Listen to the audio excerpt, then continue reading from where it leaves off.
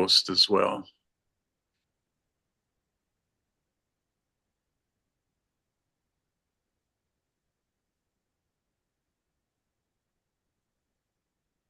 I make sure that I actually have my phone turned off too, because my mother has been on a roll with calling me at the worst times, and I forget my phone's on.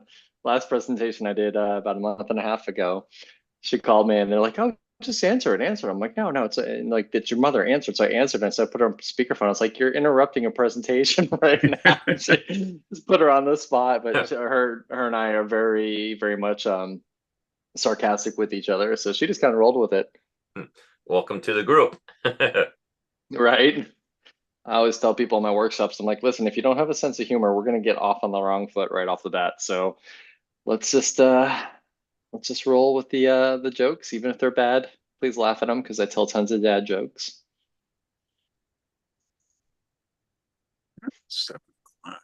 Oh, we're up to 37. That's looking pretty good. All right. Well, Clint, I'll just get us started and Okay, sounds good, Jeff. Thank you.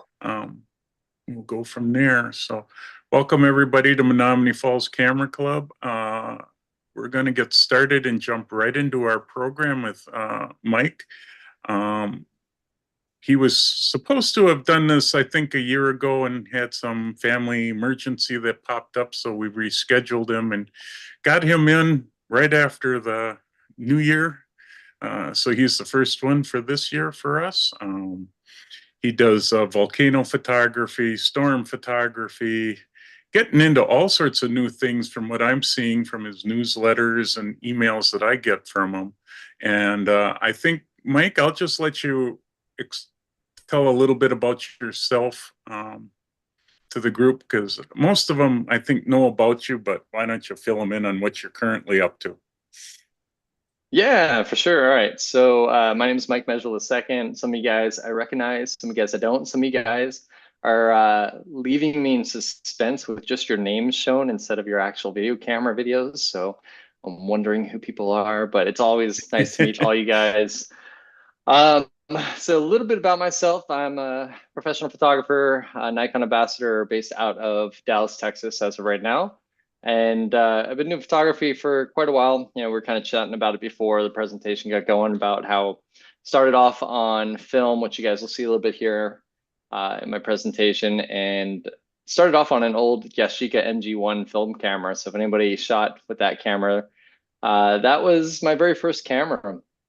And then it was this kind of you know, what's the word I'm looking for? Like unexpected career. I never once intended to go into photography as something I'd make my livelihood off of. You know, I was actually going to be a meteorologist. So I was going to go into atmospheric science. Long story short, ended up majoring in criminal justice and then got my master's in strategic communications. But if it wasn't for that Yashica MG1 camera, I probably wouldn't have this career. So yeah, you know, as Jeff mentioned, I'm known for documenting severe weather and tornadoes and blizzards and hurricanes and all that stuff. I also document a lot of active volcanoes all over the world. So most recently, I've been spending a lot of time with the Fagurasfjall volcano in Iceland, but I've also worked on Pacaya and Fuego in Guatemala, Mauna Loa and Kilauea in Hawaii. And this year, I have a couple new volcanoes, the Yazur volcano and Etna volcano.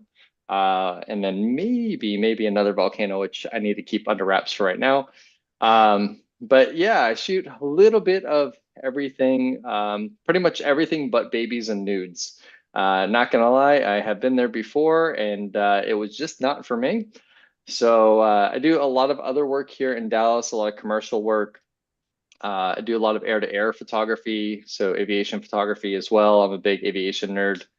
Trying to think a little bit of everything, weddings, portraits, all that stuff. People don't realize I do it, but I still do it.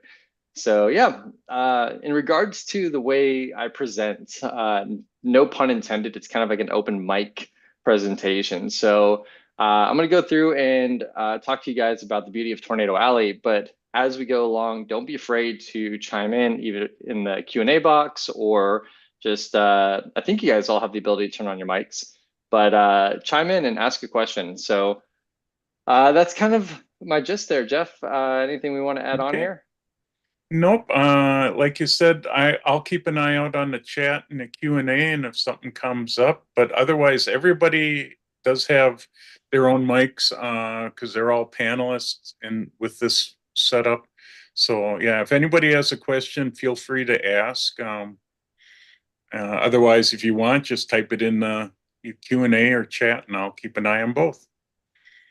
And we'll let Cool. you And also, go there's at no it. such thing as a dumb question. Like that's something I want Yep. people to know is like, I'd rather you guys ask questions than when this is over, be like, hey, I wish I would have asked that question. So don't be afraid to ask questions. There's no such thing as a silly question. Okay, so I'm gonna share my screen here and let's see here. Go to my keynote. All right, can somebody confirm that they can see my Yep. keynote?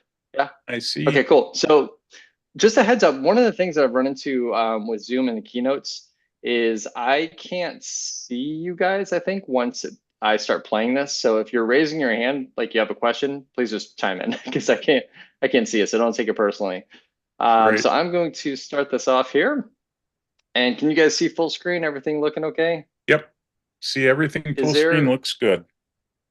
okay, I'm gonna try one last thing here. Sorry, we didn't do this earlier, but with Keynote, when I play videos, we'll just actually leave it and see. If there's any issues when I play a video, just let me know. I'll stop it and I'll click a box and we'll get it going again. Sure. So, Yeah. all right, here we go. All right, so Tornado Alley, Hidden Beauty. This is one of my favorite presentations to give.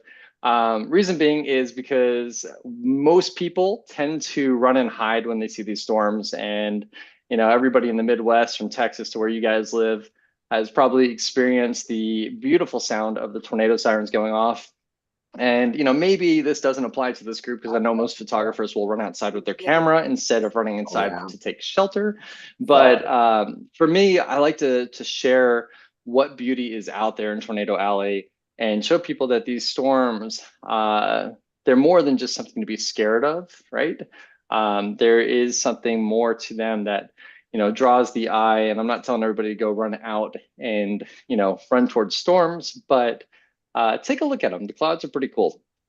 All right, so before we get going, let's talk just a little bit about myself real fast. Mike Mezeul II. Everybody wonders how in the heck you say my last name. I've heard Mezeul, Mezeul.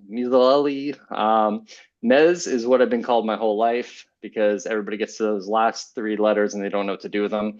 But Mezeul is the pronunciation of it. I was born in Rome, New York, way upstate New York, almost Canadian. Pretty much I've been kind of a nomad living most of my life on the road since April of 2022. I did that in 2020 and also in 2017. I pretty much lived out of my Subaru for 9 months. I traveled all the way from the US-Mexico border to northern Alberta, just myself and the pup and the camera gear. People call me an extreme nature and landscape photographer. I call myself a nerd with a camera. I'm a dog dad. I've got a lovely 12-year-old pup, or about to be 12-year-old pup. I played hockey my whole life and like I said, just nerd. And I need to update that because this is kind of fun to say. I used to be a Nikon pro, but as of September of last year, I was named a Nikon ambassador, which is a huge honor and something I'm extremely grateful for. So it's really cool to get to represent that brand in so many different ways. But yeah, where it all started, that is yours truly on the left with my car, believe it or not. And the more I see this image, the more I realize and understand why I never had a girlfriend in high school, because that is literally what I drove to class every day. And those street cone orange shorts are what I wore to school every day. So this is my car though, when I was 16 that I actually reached out to another storm photographer named Eric Wynn, and he's based out of OU, and he worked for the National Severe Storms Laboratory. And he actually helped me build this whole setup for my vehicle that helped me read the barometric pressure, the dew point, temperature, wind direction. There's even like a little TV satellite dish that you could see on the kind of right side of the roof there. And this was all needed back then. You know, I feel old whenever I say this, but this was back before we had like the smartphones and we could go and say, hey, you know, let me pull up this website and take a look. at what's going on. Back then, you really had to know your stuff. You used a lot of paper maps, and you used all these instruments to actually figure out where you needed to position yourself to find a storm. And then once you're on a storm, where you were within that storm. This is, I know, control yourselves. We can talk about this later on. If you would like a giant 40 by 60 print of this for above your bed, we can talk about that later. But this is my very first lightning photo that I ever took. And it's a beauty. If you look closely, you can see the very creative double exposure going on there, because I had no idea how to shoot lightning back then. So what I did is I stood underneath the awning of my parents' house, and I pointed my camera up to the sky. And when I saw the lightning, I would try to take the picture as quickly as possible. I had no idea what a tripod was. I had no idea what a cable release was. I had no idea what a long exposure was. So literally this shot was just me pointing to the sky and taking pictures as I saw the lightning. So as you can imagine, I went through a lot of film and a lot of disappointing black frames of film. But when I got this shot, I was absolutely ecstatic. And this was something that just reeled me even more into falling in love with the sky. And when I was younger too, when I was, elementary school, I was always that kid that was laying on the picnic table, staring up at the clouds. And, the teachers probably wondered what in the heck was wrong with me, because I was not playing with anybody. I was just laying and looking at the clouds. But when I got this first lightning strike here, I was hooked. And we'll get into where my photography has gone from there, because I promise it's gotten a little bit better. So Tornado Alley, this is a pretty large area, and I like to show this kind of graphic here to show people that it's not just, go here, see a storm. Tornado Alley extends all the way from the Rio Grande down by Texas-Mexico border, all the way up to northern North Dakota, and even into, southeast Alberta.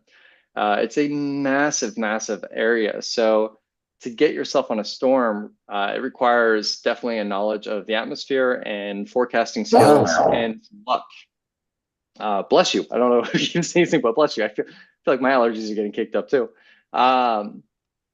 So let's talk about real quick, how do I even find a storm before getting into, pulling out the camera and shooting a storm? There are some websites out there. The Storm Prediction Center is one of them. It's run by NOAA, but the focus, unlike the National Weather Service, where they're actually focusing on temperatures, dew points, precipitation, yada, yada, yada, the Storm Prediction Center is strictly focused on storms, and more so convective weather and severe weather. So what they do is they put out these outlooks that are 3-day outlooks, and they say, hey, we're going to give a scale, right? A risk assessment to an area within the country, and say, this is an area where we might see a general risk for thunderstorms. This is an area where we might see a slight risk of severe weather, or a moderate or an enhanced or a high risk. So you can see they have these graphics that say day 1 outlook, day 2 outlook, day 3 outlook. And if you look closely, you can see there's a light green, a dark green, a yellow, and sometimes there's a orange, a red, and a purple.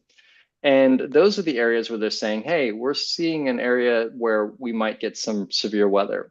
So for example, if we look at the day 2 outlook there, you can see there's a pretty large swath of yellow, which is a slight risk. And that goes from South Oklahoma through Northeast Texas, all through Louisiana, down to the Gulf Coast.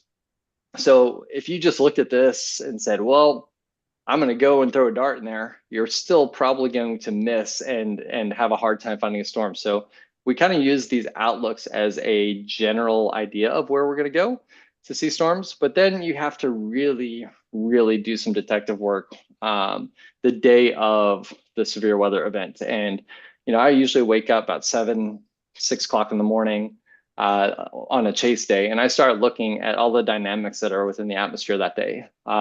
Dew point, the pressure, looking at where the boundaries may be, looking at different areas that have been affected by overnight precipitation versus different areas that may not have been affected by overnight precipitations, and which areas are going to be healthier for storm and convection. And there's a lot that goes into this besides just saying, hey, I'm going to go into the middle of this giant yellow blob that somebody drew on a map and say, all right, I'm going to find a storm.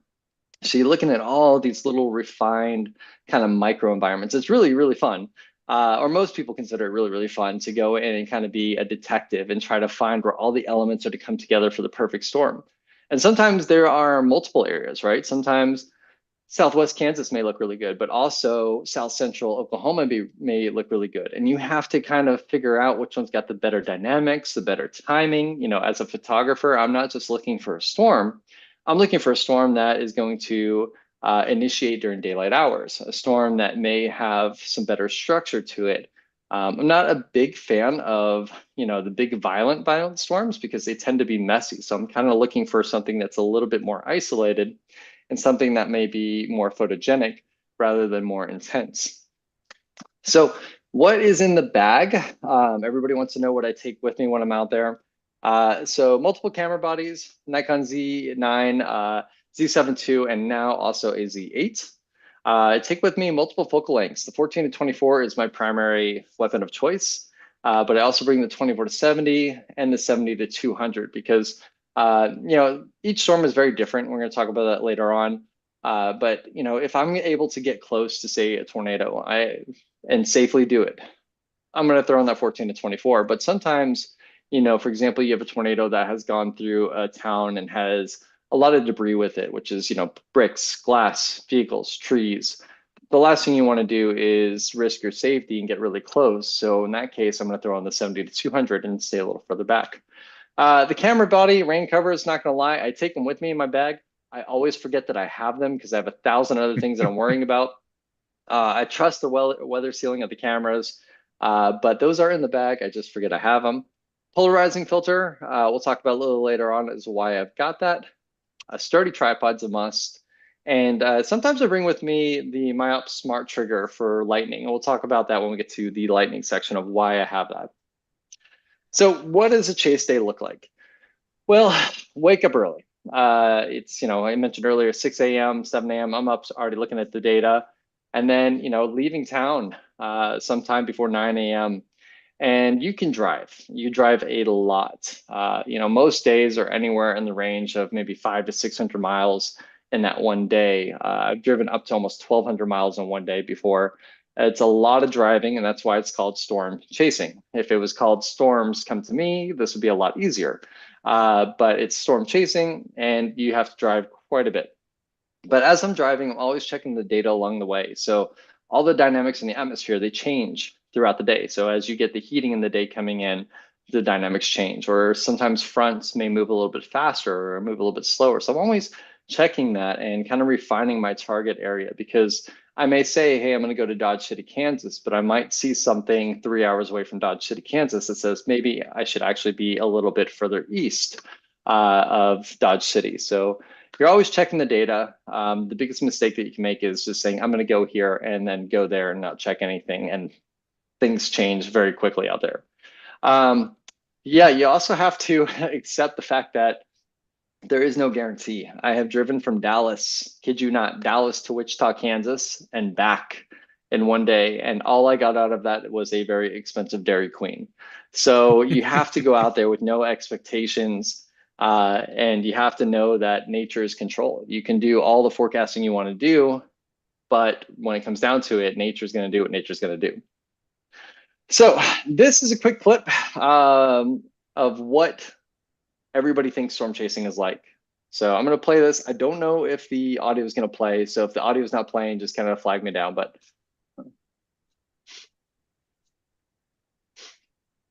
Yeah, I'm not hearing any sound, but no audio. Okay. yeah. All right. So let me go ahead and adjust one thing here for our video here. Let's optimize screen share for video clip. Okay, so let's go back to that. Let me know if you guys hear the audio here. All right. Yep, now it's coming Nope. through. All right, cool. All right, so. Holy moly! That is what everybody thinks storm chasing is like. And fortunately for one of my workshop participants, this was her very first storm chase, the very first day, about 5 hours into it. And I had to look to her after this. And as we pulled over, and I was like, this Does not happen. Don't get used to it. That's what everybody thinks it's like. But really, storm chasing is more so like this.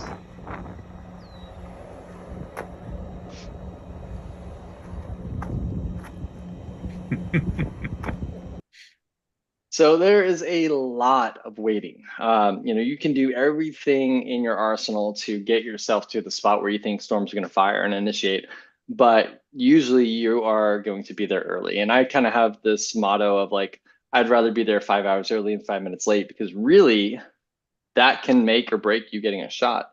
So there's a lot of waiting, but during the waiting game, I'm always continuing to check that data, making sure I'm in the right spot or as close as possible to the right spot as it can be. Watching how the convection is coming along, kind of have a rule for myself that the first storm that goes up, you don't just run to, because usually that storm will struggle in the atmosphere, and there's going to be another one that will form either south or north of that, and that's going to be your show. So it's kind of watching how the convection is coming along, and then assessing the situation, assessing the dynamics, and then going. Studying the roadmaps for different issues that may be problematic for safety in just navigating to the storm. This is including stuff that I've come across in the past with bridges being out, roads being closed, construction. I literally had a tornado on the ground up in Northwest Oklahoma, and they were still paving the roads about a mile away. So you're always looking for things like that to kind of keep in the back of your head to make sure that you stay safe. Prepping the gear, I like to have 2 cameras with me when I'm out chasing, so I'll get those ready while I'm out there. One will usually have the 14 to 24 on there, and the other will have the 24 to 70. But I'll go through, make sure there's no dust on the sensors and clean them off. That way, when I'm doing like time-lapse work, I'm not dealing with any sensor spots. And then obviously working on an extremely sexy summer tan, because it is hot out there when you're chasing. The spring season down here, we're baking away. So yeah, just kind of hiding in the car. My thoughts and visions, though, when I go out there, it's storm initiation timing. I mentioned that earlier, kind of talking about the forecasting.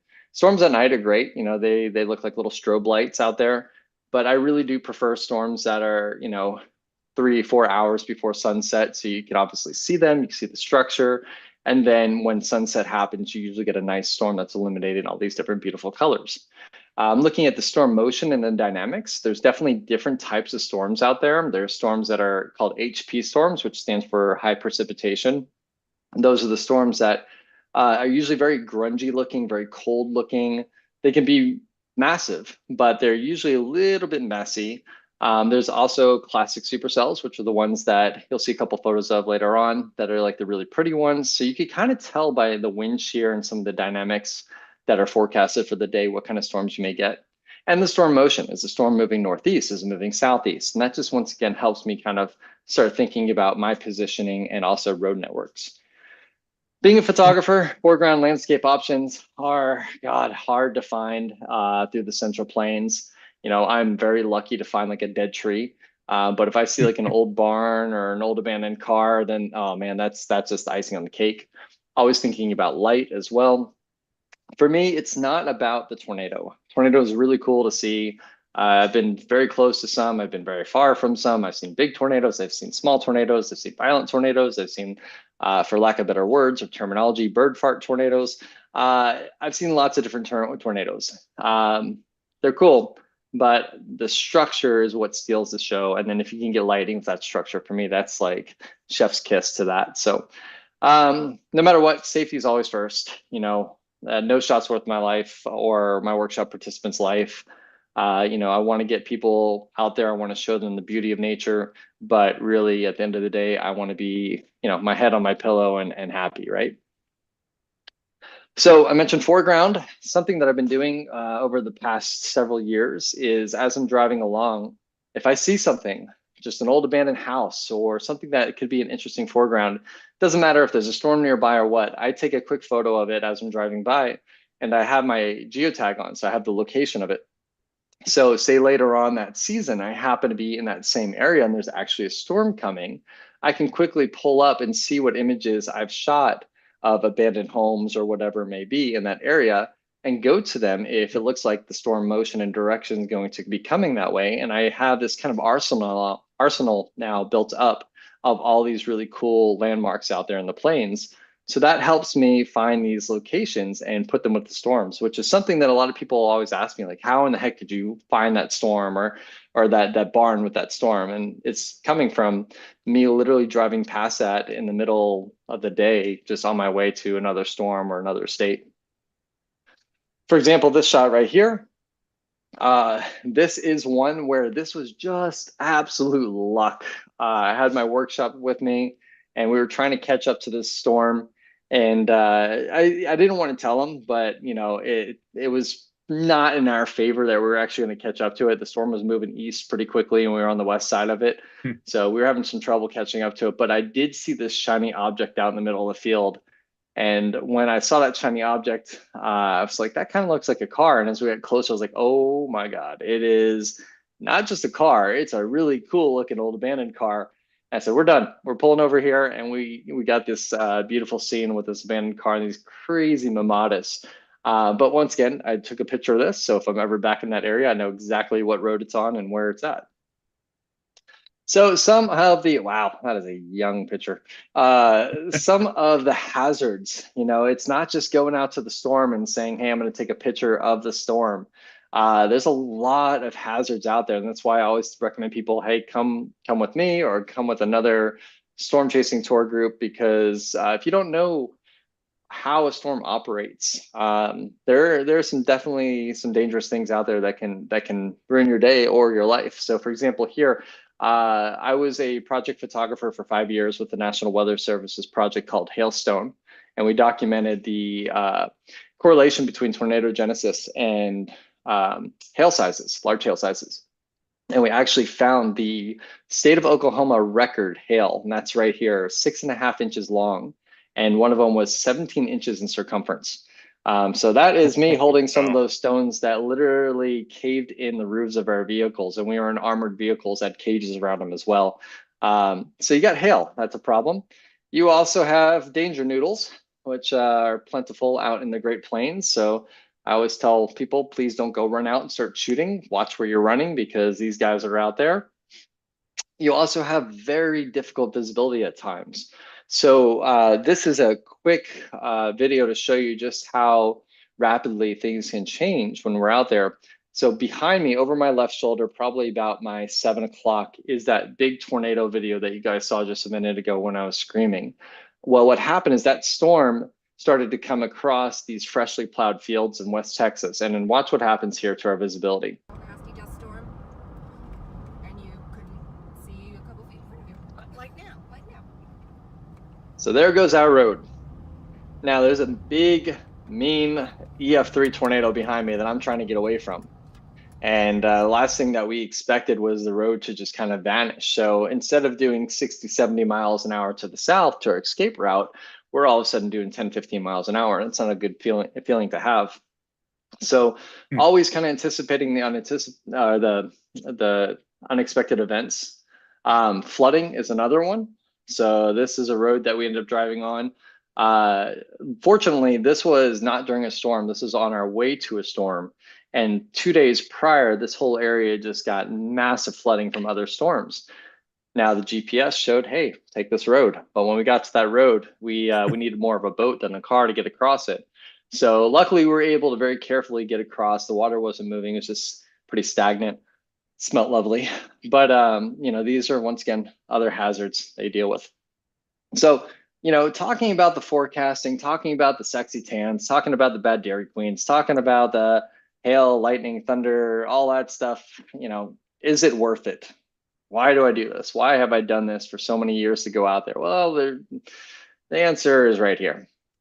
It is worth it because it is beautiful. It is so addicting to watch nature come alive and to watch this atmospheric river that exists above our heads that we have no idea is even up there, just take over and to change the sky right in front of us and to say, you know what?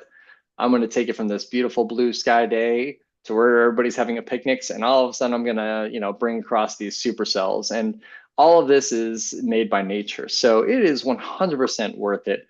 And just seeing the whole transformation of the sky to me is just absolutely fascinating. So this is a scene right here where I like to start with this image, kind of getting into the meat of the presentation now. Like, this is what we see when things get going. This is initiation. This is a storm forming. You can see the anvil starting to spread out. The anvil's that mushroom cloud looking portion to the top there. You have beautiful crepuscular rays. So nature is now going. The fire is burning. What's going to happen next? That's where your heart starts racing. You know, what are we going to see? Is the storm actually going to survive? Is it going to become something that is violent? Is it going to become one of those beautiful sculpted supercells? You have no idea. It's the anticipation that gets you here. So you see some cool things when you're out there. The anticipation, it gets you going. But when you start seeing nature actually say, hey, watch this, hold my beer, that's when you get really, really excited. So you see storms of all different sizes, all different shapes. You see storms that do exactly what the textbook says it should do, but you also see storms that don't do what science has said should happen. This is a beautiful supercell out in Leoti, Kansas. And I like to tell this story here of this image because you know, when you're out there, foreground is pretty limited. We kind of talked about that earlier. So I came across this beautiful supercell. Actually, a few minutes early, it dropped a little tornado. Nothing really to write home about, but I just love the way that it was sculpted, and you could see the atmosphere just kind of grabbing the cloud and twisting it. But I really, really hated the field on the left, and that is what I was kind of paralleling the storm with. So that dirt field was on my left the entire time, but as I came over this hill, I started seeing green, and which was the field on the right there. And so when I finally got to this dirt road where you could see both the green field and the dirt field, I said, that's my shot. And I was standing on the ground and I was like, you know what? I'm not getting the feel, like the difference in the colors that I want. So I stood up on the roof of the car and gave myself a little bit higher elevated angle here. And you could see the road kind of fade off and that vanishing point off in the distance. And it more importantly gave me scale. And that was kind of unintended when I took this shot, or when I was setting up for this shot. I really just wanted the difference in the colors of the field. But a car drove by me. And if you look at the very kind of towards the end of that vanishing point on the dirt road, that's a car. So that gives you a whole sense of scale of just how big these storms are. You know, these storms are pushing 55, 60, 65,000 feet. So if you don't have anything to really compare, it's hard to really grasp just how big they are. So if I could put some scale in there, I will. You also have storms that look straight out of movie scenes, like Independence Day. You know, this is a beautiful supercell, once again in Kansas, in Sublette, Kansas. And I'm going to show you kind of a series of this storm. So this storm, as it's coming towards me here, are massive, massive HP storm. So what that means is there's a lot of precipitation inside of it. It's also got huge hail, softball-sized hail. So I don't want to get any closer to the storm. I want to stay out ahead of it, because as those storms move into different dynamics, they change color, they change shape. So this was the first shot I took of it. And keep that shot in mind here in a little bit, all right?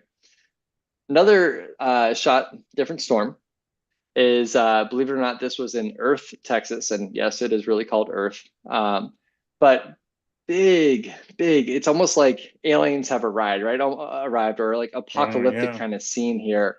And this storm had another tornado with it, which you'll see the tornado photos coming up. But the tornado was great. But what got me was the way that this storm was just carving through the air. And you can just see the way that the wind shear, which is, not to get too nerdy with you guys, but wind shear is the changing of wind speed and direction with height. And that's what helps kind of carve and sculpt out these clouds. And so I saw that happening. And, you know, we were shooting, I was with my workshop, we were shooting the storm, but I really wanted another way to kind of tell this story, another way to show scale, another way to kind of show this human versus nature juxtaposition. And I saw this old house down the road. So we sped down there and we kind of got everybody's frame set up to where it was this kind of approaching feeling, right? You have the storm moving in left to right, and it's just kind of coming in, and you have no idea what's going to happen to this house, right? The house survived, don't worry, but it just kind of gives this feel of, you know, like I said, man versus nature. And, you know, we think that we're so powerful, but when you see something like this, all of a sudden you feel really itty bitty. You also see wild colors out there. So just so you guys know, when I edit my images, I keep them as natural as possible. I don't want to mislead anybody. You know, nature is awesome as is. You know, I don't want to go ahead and take the saturation slider up to 100 to make it look like, you know, it's Chernobyl, right? It's radioactive. I want it to look the way that the colors looked. I want people to feel like they're actually there. So these blues, the way that the hail core was kind of reflecting the light through this area where the storm was carved out, just absolutely one of the wildest scenes I've seen. It had this beautiful like aqua teal to it. And you guys probably have seen some of these storms up where you guys are at, up in the Minnesota, Wisconsin areas. They're more so linear storms rather than supercellular. So you guys get a lot of shelf clouds up that way. You do get supercells too, but these storms right here, or these colors, are usually associated more with linear storms. So this storm right here poses no tornadic threat to it, but it did have over, I think it's over 90-mile-an-hour winds in there. So still stuff that you don't want to mess around with. Seeing the interactions between the Earth's surface and, you know, like I said, that atmospheric river above is really, really cool, and something I love to capture when it does happen. So what you're seeing here, these are the real colors. This isn't, you know, Mike just kind of screwed up his white balance. This is out in West Texas, one of the first storms of the year a couple of years ago. So the ground was not saturated at all. So all that soil is very loose. And if you've ever been to West Texas, you know, we have some pretty red dirt out there. So as this storm formed, it had this kind of UFO shape to it, but then it started really picking up what's called its inflow. So if you think of it as like a vacuum cleaner, like take the suction tube off of a vacuum and just kind of hovered over dirt. That's what it was doing. This whole storm was just ingesting all this dirt. And what you're seeing is in this scene right here is all that dirt just being pulled from behind me into the storm. So to be able to capture that interaction of how that cloud, right? All it is really is a cloud, is just tearing apart the landscape. And it's not even tornadic. It's just ingesting all that. It's pretty phenomenal to see. Didn't have much for foreground, so I went with the good old pump jacks there. But yeah, that's one of those moments where you kind of have to blink twice at what you're really seeing. And things change quickly. So this is just a few minutes later. This storm is now coming pretty much right on top of me. Not gonna lie, not in the best position I should have been here. We kind of got cut off by baseball-sized hail falling right behind us, and a pretty difficult road to drive down with all that dirt being ingested in. So you kind of tensed up a little bit here because it wasn't the best place to be, but boy, did the visuals kind of make you forget about that for a hot minute. Now, another technique that I'll use out there, you know, most of my techniques that I shoot with are single frame images. You know, I love to be able to really take the time to bracket some of these scenes, but the clouds are changing very quickly. I'm having to do 1,001 things to make sure we're safe. So usually most of these scenes are just kind of one and done. But every now and then I'll do panoramas out there. So this is a big 8-image panorama here. The 14 to 24 still wasn't wide enough to capture this whole scene. So I went with 8 vertical images to create this whole panorama to bring in a view. If you're looking off on the right-hand side, that is pretty much due east. And on the left-hand side where that light is setting, that's pretty much due west. And this is a good example of a big old HP supercell. It's got a big tornado in it right now. And you can't see it because it's completely obscured by rain. So that area where you kind of see the darkest area in the middle there, there's actually a tornado back there in the rain. So you have to be really careful when you're dealing with these kind of storms because there's, you know, a lot that you can drive into accidentally without really knowing what's in there, right? But for this image here, 8-image panorama, and the one thing I do keep in mind when I shoot my panoramas out there is you guys can see that the light changes quite dramatically. You get some pretty bright highlights on the left-hand side there, and then it gets a little bit darker on the right-hand side.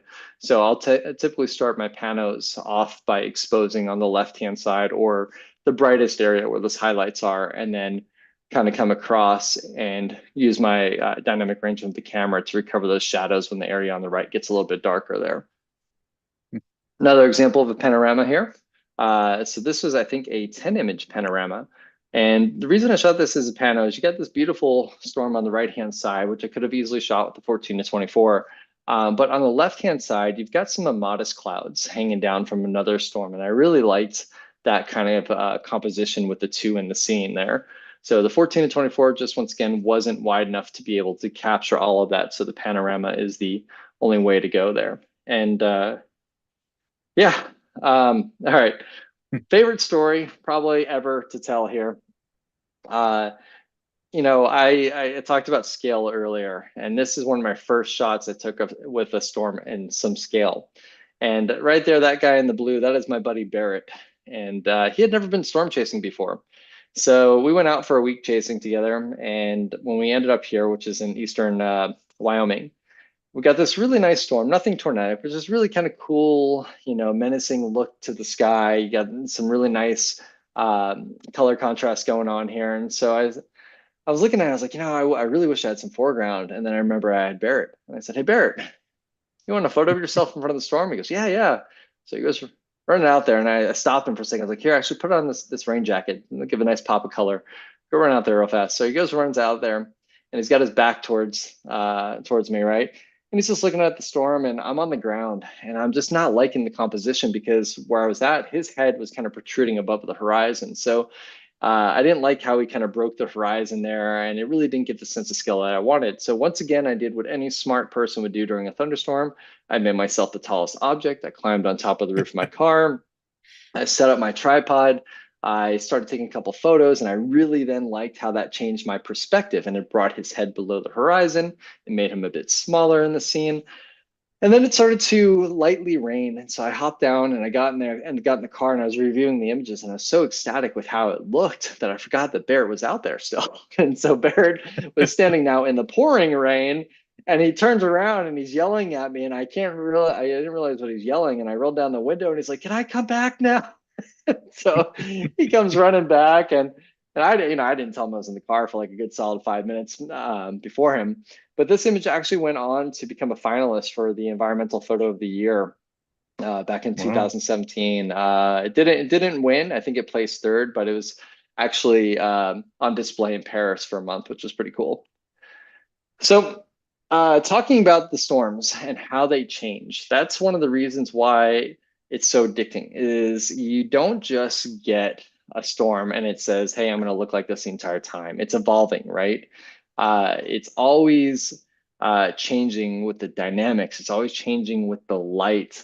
It's always giving you something new. And I feel like every time maybe I'll take a few photos and then go back to the car to look at the radar and then look back at the storm is completely different. So this storm right here, I'm going to go back real fast,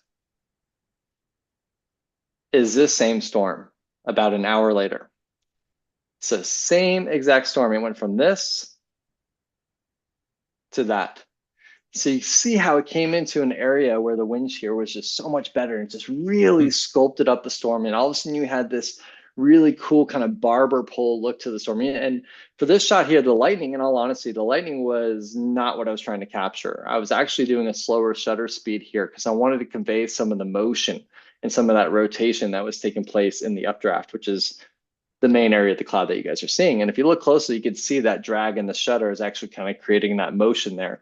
The lightning bolt up at the top just happened to be a little bit of an extra treat. 10 minutes later, same storm. You can see how much different it looks. It's one gotten closer, it's expanded, it's kind of elongated itself. And once again, the lightning bolt was unintentional. This was one of those ones though, when I saw the lightning bolt strike, I was actually very afraid to look at the back of the camera because I didn't want to be disappointed that I had blown it out or I had missed it. But luckily here, got the whole bolts cutting across the updraft here. And one of the things that I really enjoy about storms is when they get into these twilight hours, you start getting these kind of bluish hues in the sky. You get some of the remnant kind of warm tones from the sunset.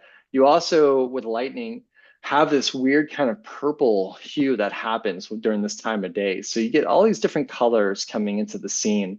And it just makes for a really unique storm shot. You know, daytime shots are great, but it's usually kind of like dark and light, right?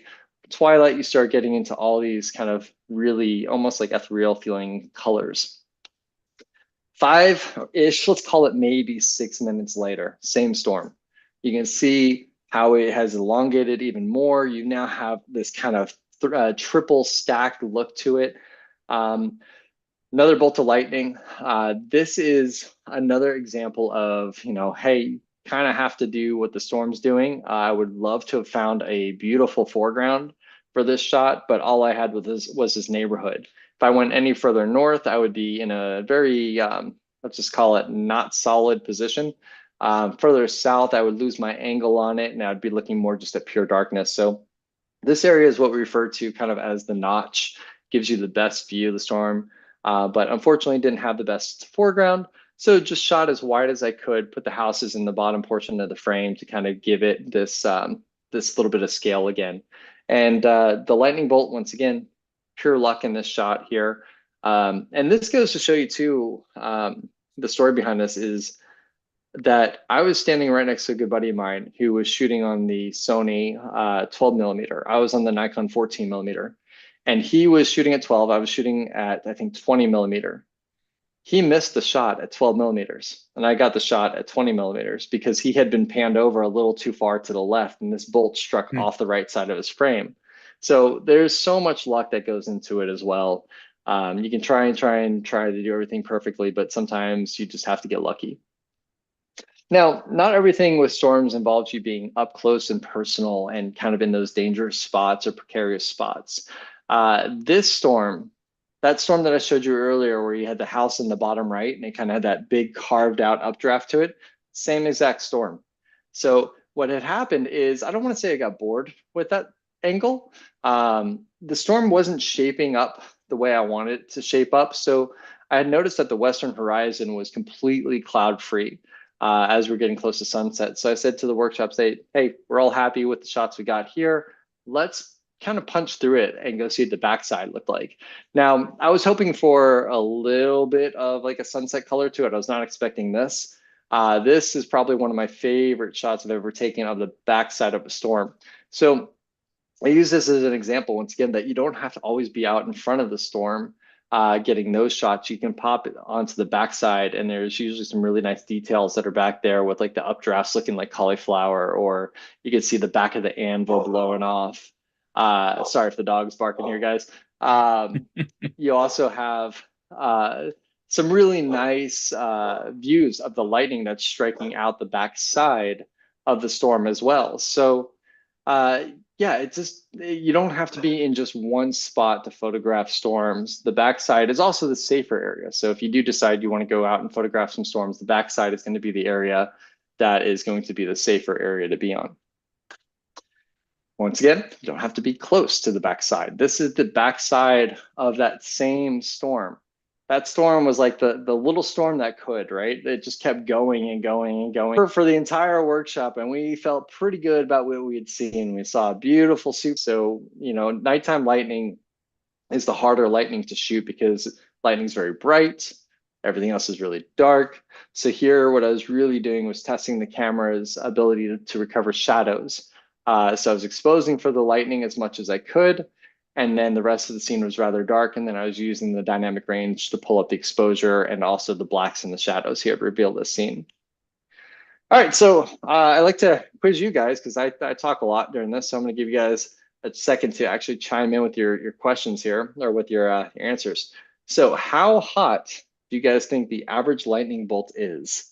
And Jeff, if people want to type it into the Q&A or the chat box, we can kind of see where people's minds are at. So, and no Googling either. I'll know if you cheated. It's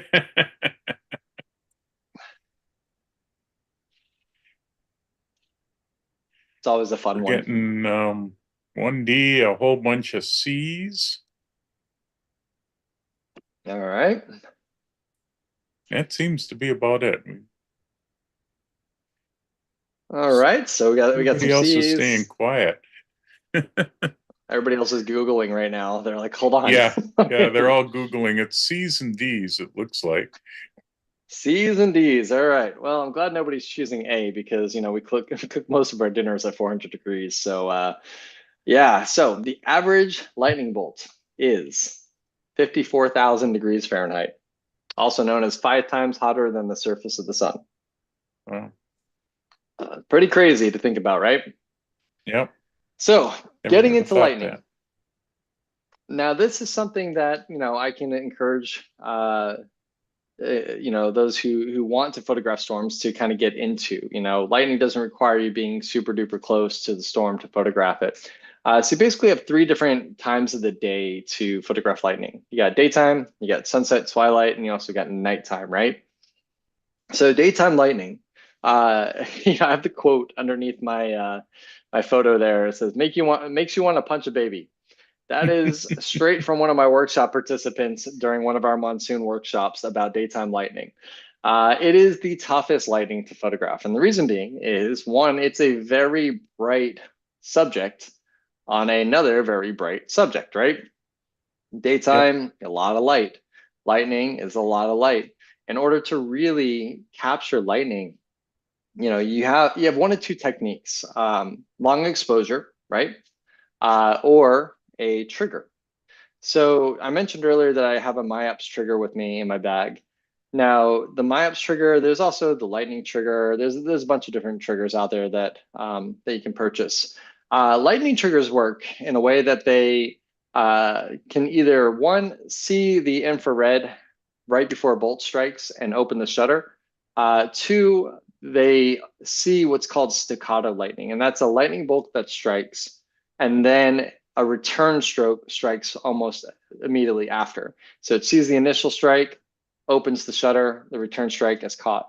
Now, the problem with triggers is that if you don't have staccato lightning, odds are you're not going to capture the lightning bolt. And it's very, very frustrating because you'll see the lightning bolt happen, the trigger will then trigger, but then you get no return stroke. So you just get a frame of rain. So my preferred method to capture daytime lightning is by time-lapsing it. So what I do is I'll throw on, I'll bring my ISO as low as it can go. I'll bring my aperture up as high as it can go, and I try to cut out as much light as possible. And then I will see what my shutter is. And sometimes that's half a second, sometimes it's maybe 1 second, depending on how much cloud cover there may be. And I'll start time lapsing, and I'll do like a 1 second interval. So it takes a shot for 1 second, 1 second breath. Takes a shot for 1 second, 1 second breath. Now, that's not obviously a slam dunk because 98% of lightning bolts happen on your interval. It's just the way it goes, right? But if all else fails and you don't get any lightning strikes, then at the end of it, you at least have a time lapse that you can work with and do something with. So that's my preferred method, is to do time lapsing and kind of hope that the lightning happens during when my shutter is open. But if not, at least have a time lapse to work with. Now, one thing that people often say is, hey, why not just throw in like a 3, 6, or 10 stop ND filter? So that way you can obtain a longer shutter speed during the day, right? And well, in theory, that works, right? You can throw on a 6 stop ND filter and then get maybe 2, 3, 4 seconds long. But when you're cutting out, say, 6 stops of light or 10 stops of light, your lightning bolt then needs to be that much brighter to really kind of get through the ND filter. So what happens a lot of the time is if you use a 6 stop filter or a 10 stop filter and you happen to be open when a bolt strikes, you have to squint really hard to see it because it's this very, very tiny little faint shoestring of a line that shows up instead of that big, vibrant, branchy bolt that you want. So daytime lightning, I tend to focus more on time lapsing, and if a bolt happens, and I get it. But if not, I have the time lapse. So this is the trigger that I do recommend if you are feeling like you want to go get a trigger for yourself. This is not a paid advertisement by any means. This is just the one that I've used out of many throughout the years, and it does have kind of the best success rate. All right, sunset and twilight lightning, my favorite time of the day to shoot. I love, love, love, love the way that you can get the sunset colors with the bolts coming across. That to me is if I can get one shot on one storm chase where a bolt of lightning is coming across the sunset, I am ecstatic. I'm already ecstatic because I love being out there and just watching these storms and enjoying nature. But if I get that shot, then I really am on cloud 9. The other good thing about sunset and twilight lightning is obviously you're starting to lose your ambient light. So it's now allowing you to really start kind of pulling your shutter, dragging your shutter longer and longer, which therefore increases your chances of getting a bolt. So this shot right here, 5 seconds, ISO 100, f11. It was a little bit of a darker shot when I was straight out of the camera. And the reason being is you can see the highlights down there at the bottom center of the frame. That's kind of the setting sun. So I'm looking more so directly into the sun here. So exposed for the highlights once again, and then pulled up most of the image through the dynamic range of the camera. We're doing okay, Jeff? Anybody any questions? Because I know I'm just kind of not seeing any chit-chatting along here. questions. Yeah, Okay. Everything's good. Yeah. Groovy. All right. So a couple of more examples of sunset and twilight lightning. Image on the left here, one of my favorite lightning shots I've ever taken. It was just a beautiful scene. The light was coming directionally across this field. This was in Nebraska, and the bolts were just flying. It hurts me a little bit to say, but I have probably 10 more images from the scene with lightning bolts that I have yet to touch. This was about 4 years ago, so I need to get on that. But the image on the right is also another favorite image that I like to share, because I often get kind of picked on by my buddies when I'm out chasing, because I am out of the car as fast as possible. I'm setting up my tripod as fast as possible. I am starting to shoot as fast as possible. And, you know, the storm's moving 15 miles an hour. Well, the reason being is I'll never forget this moment right here with this lightning strike. What you're looking at is one strike. This is not a long exposure over 2-3 minutes or 30 seconds, if that. This was like a 15-second long exposure. All these bolts happened at once. Now, the funny part to all of this is I was, of course, with 2 of my buddies, and I'm running out there. I set up my camera. I just point out. I don't even look at the storm. I just point out. And I took this shot. And this was the first and only bolts of this storm. So as they got out of the car and they started setting up, nothing else was happening. And we waited there for probably another 30, 40 minutes, and not a single bolt came from it. So I will always rush to get my gear set up because of this moment right here. Now, nighttime lightning, it's still fun. It's definitely not my favorite type of lightning to shoot or time of day to shoot, because I mentioned earlier, it usually is just a lot of bright on a lot of dark.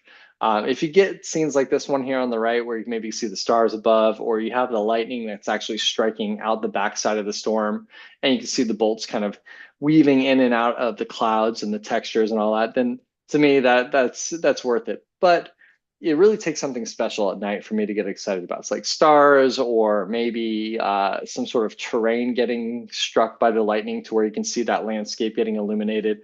But it is also the easiest of lightning to shoot, because really all you do is set your settings, maybe f8, 200, 400 ISO, depending on how close or how far the lightning is, and then just letting your shutter stay open. So you can really increase your odds of getting bolts. But it is still, it takes a lot for me to kind of get excited, unless, like, for example, in monsoon season, where we are in Southeast Arizona, where a lot of the mountains are getting struck at night. That's fun to shoot. But when you're out in, no offense to anybody that has lived or is from Kansas, but if you're out in the middle of Kansas at 11 o'clock at night, where it's flat as a piece of paper and you can't find a dang piece of foreground anywhere, and it's just lightning striking and it's black on white, to me, that's, I miss sunset lightning at that time. So here's an example of nighttime lightning that is fun to shoot. So big positive bolt. This one had us ducking down a little bit. This was out during monsoon season in Arizona 2 years ago. And you can see how that bolt is just illuminating the rain around it. It's also illuminating the mountain and the terrain around it. So this is the kind of stuff when I'm out there that I get excited for. Now, nighttime photography is also challenging, though, in a way, because it is harder than anything to find focus out there, especially in the places that we're at. So for example, here you can see some of those street lights way off in the distance. Those you manually focus on. But when you're out in some of these areas where you can't find a dang light anywhere, there's no car light, there's no antennas, there's no house light, there's nothing, it's very difficult to find infinite focus that's tack sharp with the lightning. So I have a lot of lightning shots that are, some are pretty cool, but they are out of focus because I just could not get my focus right. So that is a challenge of nighttime photography with lightning. You can do longer exposures, increase your odds, but you also struggle with shooting in focus. Another example of nighttime photography that gets me happy. This was in Tucson. This is all one shot of 3 bolts striking down on the mountain range there. And this is like your epitome of like the perfect monsoon lightning shot. You want what are called landing points, and these are landing points. So seeing the bolt where it actually connects with the ground and where it's actually striking, those are your unicorn shots out there. And so the workshop, we got spoiled this night. I feel somebody must have really upset somebody that night, because these mountains just got lit up for about 30 minutes. And after our first few shots, we were almost like shooting fish in a barrel with all these landing point shots. But if you can get these shots, these are the ones that we get really excited for, where you can see them illuminating the ground. And I can't zoom in on Zoom here, but if you zoom in, you can actually see the ground glowing and some of the cacti being lit up and everything on the ground there. So pretty darn cool. Lightning with the storms at night, you're looking for those cloud to ground bolts. So we call them CGs, cloud to ground bolts. Once again, this is your example there of a cloud to ground bolt. But you deal with a lot of intra-cloud lightning as well. So that's lightning where you're not actually having a bolt hit the ground. It's just kind of in intra-cloud, so cloud to cloud lightning. It could still be really cool. It can help you illuminate some of the structures of the storms. But you're really, once again, looking for that cloud to ground lightning strike out there. Now, I think I already confessed a little bit earlier, but I do cheat a little bit. I use 2 cameras when I'm out there shooting, especially for lightning. It doubles your odds of getting the bolt. And I think one of the most frustrating parts about shooting lightning is you may get out of the car, point your camera over here because the last bolt struck over there. Then the next bolt strikes over here off your frame, and you turn your camera that way, and the bolt strikes back where you're just pointing. And it's this battle back and forth, back and forth. So sometimes you just take 2 cameras and you point one there and you point one there, and then bolt strikes way over there. But that's part of the fun. But sometimes 2 cameras can definitely help you out. And sometimes you get very lucky. And this is a moment that I got very, very lucky on. So what I did here is I had the storm that was moving over the mountains here in Southeast Arizona. And it was pretty consistent with putting down some of these really beautiful bolts. So this shot right here is 24 to 70 millimeters. I went a little bit wider, and I was trying to capture the entire scene. But then I said, all right, let me risk it for the biscuit a little bit here. I've got my 70 to 200. Let me go throw it on the other camera. So I threw the 70 to 200 on the other camera, and I was like, what happens if I maybe just kind of point towards the top of the mountain and hope? Well, got really, really lucky. This is the 200 millimeter shot of that same exact lightning strike. So same moment, same bolt, uncropped. That is 200 millimeters. And you can see the landing points once again hitting the mountain here. Now, I had just set up the cameras. And what I typically will do with my cameras when I'm shooting 2 cameras is I will alternate the interval. So I'm still shooting on interval shooting. So it's just kind of time lapsing, right? But if I have them both synced up and a bolt happens on the breath or in the interval, then both cameras miss it. But if I have them alternating, hopefully one will get it. But I hadn't set it up yet. So these were both synced up. So I got very, very lucky here. Now with lightning, the biggest challenge is exposing properly for the highlights. So what I'll typically do is take a couple shots right off the bat and then expose by a stop down. As you've heard me say before, I typically will pull up the shadows, the blacks, the exposure, because it's so much easier to recover that than to recover the highlights that are blown out. So, and it's also very challenging with lightning because you don't know where it's going to strike. It may strike far away and you might be, the whole image is looking very dark. Or it might strike really close to you, and if you're not exposed properly, it's going to be blown out.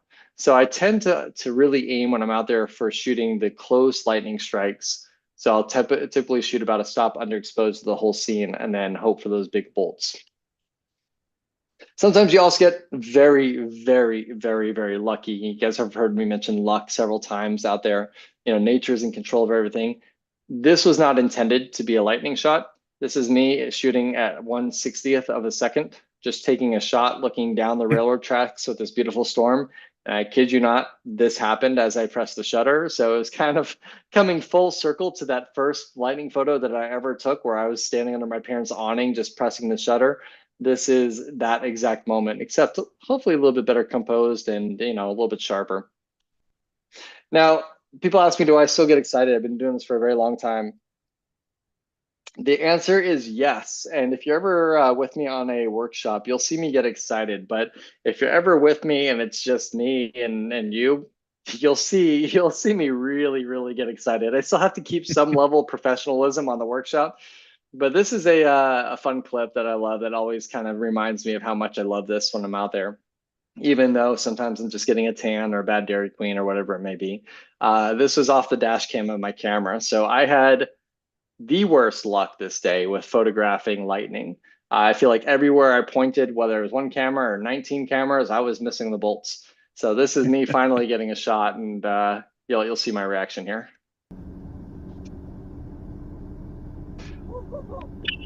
No one's there. That's just me just losing it while I'm out there.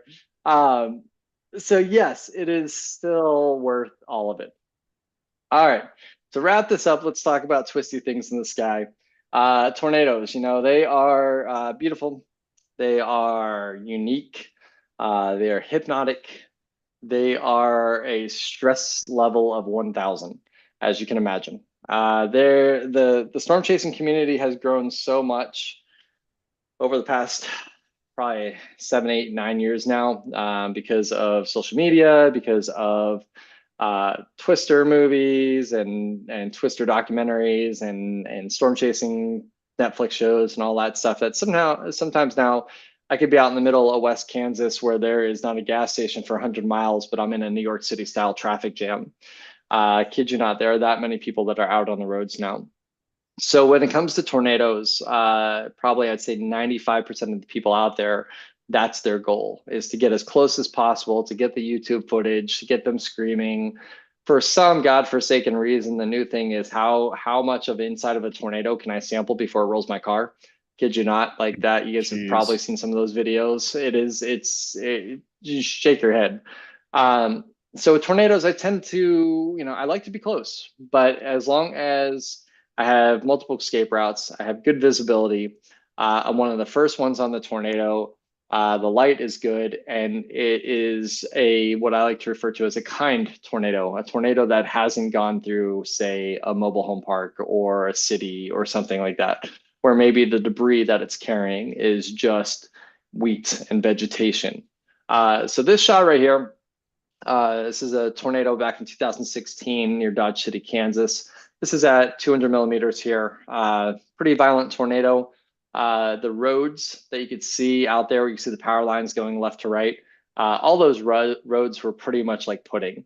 So there were so many people on these roads sliding off the roads and getting stuck. The last thing I wanted to do was get close. So once again, I bring my telephoto with me because I like to go to sleep that night and know I'm still alive. So I'll stay further back. I'll use the telephoto to compress the shots.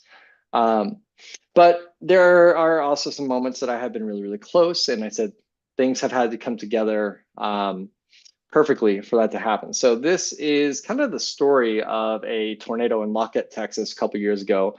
It's going to show you a quick little video here of the behind the scenes of it, but then how this tornado over the time of maybe 20 minutes changed its look several times, and how being prepared and anticipating scenes allowed me to get some of the images. So quick little behind the scenes here.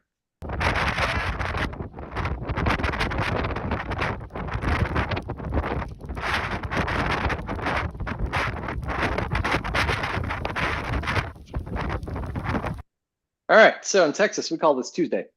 But this is the perfect tornado to get close to and to photograph. Reason being, one, you could see good visibility. Two, it's very slow moving. Three, all it's got in it right now is a lot of dirt and some vegetation. Four, what you guys can't see on the video is just about not even a quarter mile, maybe an eighth of a mile down the road on the right side here is a road that goes to the right, which is due west. So that's my escape route. Tornadoes cannot travel west. They can wiggle west, but they can't travel west. So your escape route is always to blast west if need be. So here I'm feeling pretty darn good. This tornado had actually crossed about 300 feet in front of us here. And this is where we decided, okay, let's pull over and try to start shooting it. So the shot that I got right before this video was, right after this video, the light came out and started illuminating the tornado from right to left. So you get this beautiful golden orange color as the dirt's getting picked up. You can see all the light skimming across the top of the field there, and also just the way it's kind of pulling out all the textures in the clouds there is great. Now, what is something that you guys noticed was happening at the end of the video? Did you guys catch what was happening there? So if we start off, yeah, so pretty clear air. Then you see the stuff falling from the sky. That is a mixture of rain and hail. So as that starts to wrap around the backside of the tornado, you start seeing it affect the imagery, right? So we lose the light on the tornado momentarily, and we start getting some precipitation wrapping around. Well, what was happening is something called the RFD that was wrapping around the storm, so it's kicking down some of this precipitation. But behind me, the sun had actually gone behind a cloud and is getting ready to pop out again. So let's talk about optics here. If you've got rain in front of you and a light source behind you, what usually happens when those two meet? You get a rainbow, right? You get a rainbow, right? Yeah, so you get a rainbow. So when I saw that the sun was getting ready to peek out behind me, and I saw the rain was obscuring the tornado, but the tornado was still visible, I knew a rainbow was going to happen. So I always, when I chase, keep a polarizing filter in my pocket. And the reason I have polarizing filter in my gear list is just for moments like this, because they help bring out the saturation within rainbows, right? So I threw the polarizer on in anticipation that a rainbow is going to happen. And then voila, same tornado, same field, rainbow, actually double rainbow. You could see all the precipitation falling, the hail and the rain and all that goodness coming down. So I put that polarizing filter on and I rotate it until I got that maximum polarization and the maximum saturation in the rainbow here. So if I didn't have the polarizer with me, I still would have had some of the rainbow, but it wouldn't be obviously as vibrant here. So this is a shot here, very fast shutter speed. I believe it's at an 800th of a second here to kind of capture the motion of the falling hail and the rain. But had to actually manual focus here because with a lot of precipitation, you start running into issues with the autofocus. So, you know, probably 60% of my images are manually focused. Rain clears out, tornado starts to do what we call rope out, starts to narrow, starts to kind of die down. Rainbow still there. Didn't really have any options on where to go because what you don't see off the frame of the left here is a house that got hit and it was blown essentially across the road, so you couldn't cross the road anymore. You can see a little bit of debris in the bottom left corner there. That's that silo that's in the tree down there. So just kind of opted for this shot here. Made sure to kind of keep the wind farm in the frame as well, so to give a little bit of scale. But yeah, pretty cool evolution of that tornado there over a span of, like I said, 15 minutes.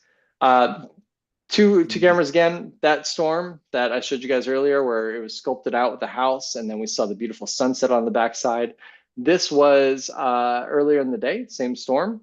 So left-hand side is a 70 to 200 millimeter shot of the tornado. So bringing me in nice and tight and close to where I could see the debris cloud underneath. And then the right side is a 14 to 20 millimeter shot of the tornado underneath the storm to kind of tell a story of how big the storm is and where the tornado is located within the storm. Quick little time lapse of that whole evolution here. I wish I had suspenseful music for you guys, but no music on this one. So this is a time lapse shot with 1 second intervals in between each frame over the span of probably 10 minutes or so. So that's what we call a kind tornado. Comes down, swirls up the dirt a little bit. Also, I meant to put this earlier in the hazard section, the visibility. We talked about some of the dust and everything. You can kind of see what's lurking in the rain here. And this was kind of the view looking back on one of the roads I was on.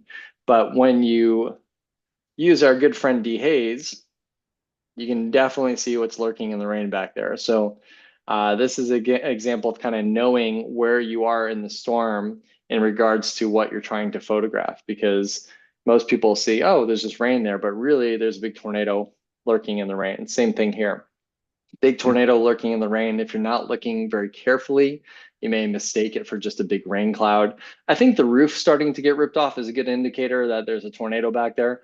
But you really have to, on some of these storms, look closely with a fine-tooth comb to kind of figure out what's inside of it. Same thing here. Obviously tornado on the left, but what you may not realize is there's actually 3 tornadoes on the ground here, 1 on the left and 2 on the right-hand side. You can see the debris cloud from one of them. And then if you look very closely, you see another one kind of hanging down there. So there are 3 tornadoes on the ground at the same time here. And this is one of those storms where you say, okay, I'm going to back off. And nature's doing everything that the science book didn't say it was going to do. Wrap it up. Cool things that you see out there as well, you guys, not just the storms in itself, but some of the smaller details. These storms are massive, but there are really cool, intricate areas like Menomonee clouds, for example, on the backside of the storms that can definitely make the only shot that you need for the day. This barn, I knew this barn was here because I had tagged it before, went here with the sky. This is a pretty cool example right here of the way that the light can play in a storm. So what you're looking at is not me taking a graduated filter and dragging it halfway across the frame and saying, let me go ahead and cool it off and darken it down. This is straight out of the camera. Looking straight up, left-hand side, you have these Menomonee clouds hanging down and they're getting illuminated with those nice warm tones. Right-hand side, everything just kind of went dark. And that's because off about 60 miles or so to the west was another storm that cast its shadow across this storm. So what you're seeing is that shadow line being cast right across the clouds here. And one of the weirdest things that I've ever seen out there, if you've ever seen crepuscular rays, which I showed you guys a few of those earlier with that storm as is initiating, these are called anti-crepuscular rays. So what's happening is that crepuscular ray is stretching all the way across from one horizon to the other, and it's looking like it's actually radiating out of the opposite horizon. So the sun's setting in the west here, but it looks like this beam of light is coming directly out of the east and it's cutting across the sky, and it changes the light, changes the color. It is pretty darn wild to see. I don't know how we're doing on time. I think I've got a little video here if you guys want to see it, or if not, we need to wrap up, no worries. So how you guys feeling? Sure. I'm interested, so I'm going to say play the video. All right, executive decision. All right. So this is, I hope it's here. I can't see on my notes here. I think it's here. But this is a time-lapse video from one season here. Yes, it is working. Okay, cool. So this is all made of still images.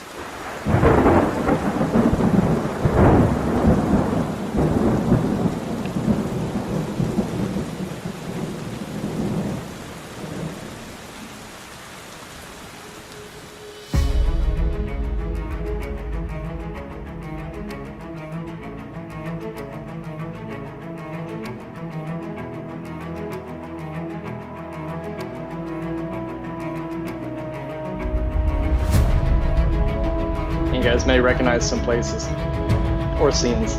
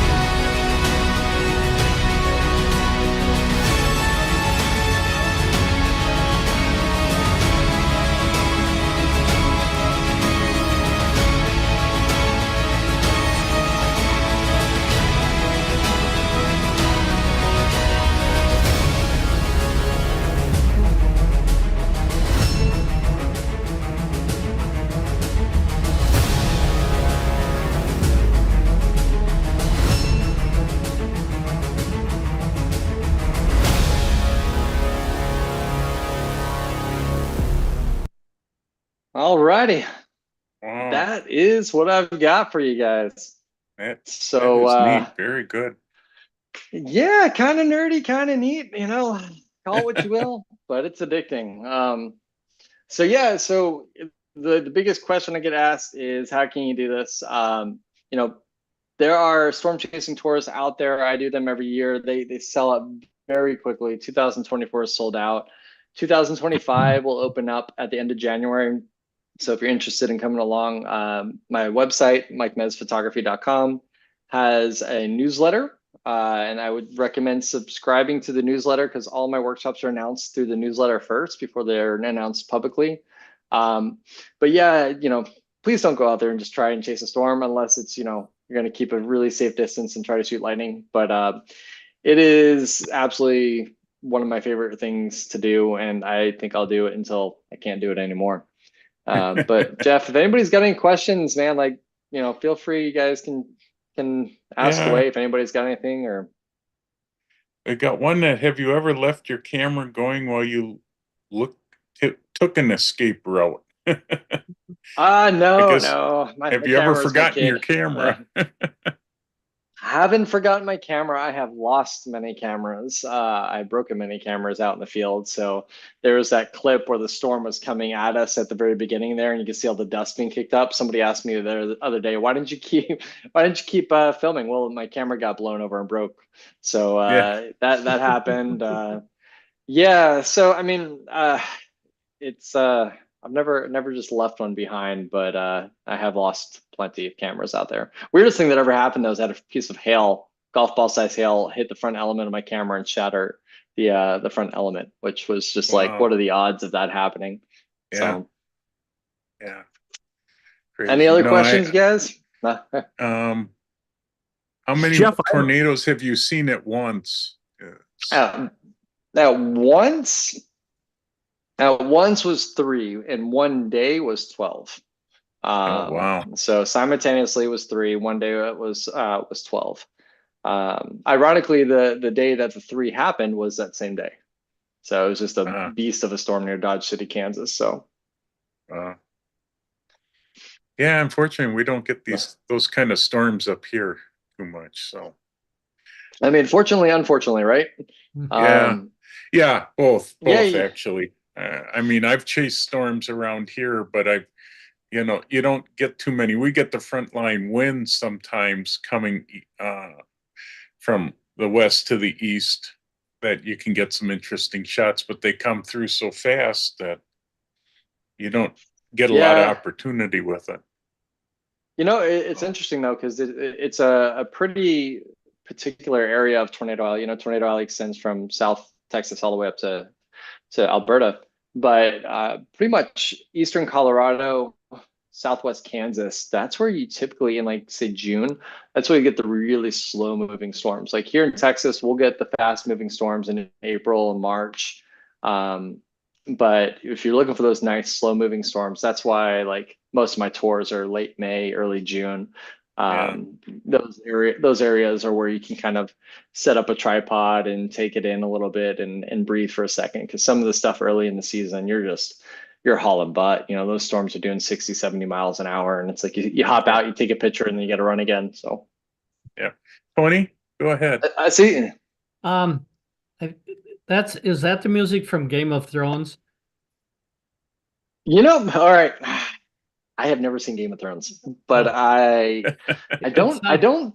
I wish I could give you a better answer. Yeah, sounds so familiar, but I used Shazam, and it's not there anymore, and it told me it was, you know, night music by so and so, but it sounded so familiar. So sorry, off topic, but oh no. Like I actually really enjoy finding like those epic music. So like for any of my videos and presentations, I spend hours. I drive people crazy because I'll just be listening to like this epic like soundtrack music and trying to find the right music for the video because whether it's my volcano work or storms, I always find the music first before I ever lay a single track of video down because I build off of the music.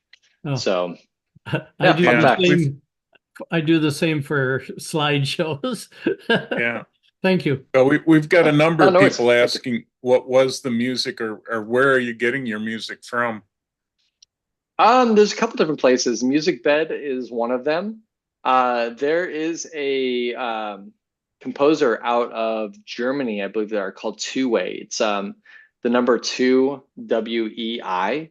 They are fantastic. So both my latest volcano videos have been with their music. So yeah, those guys are pretty epic. Music Bed's a good one. Two Way. What's the other one? Audio Jungle is another good one to find some pretty epic music.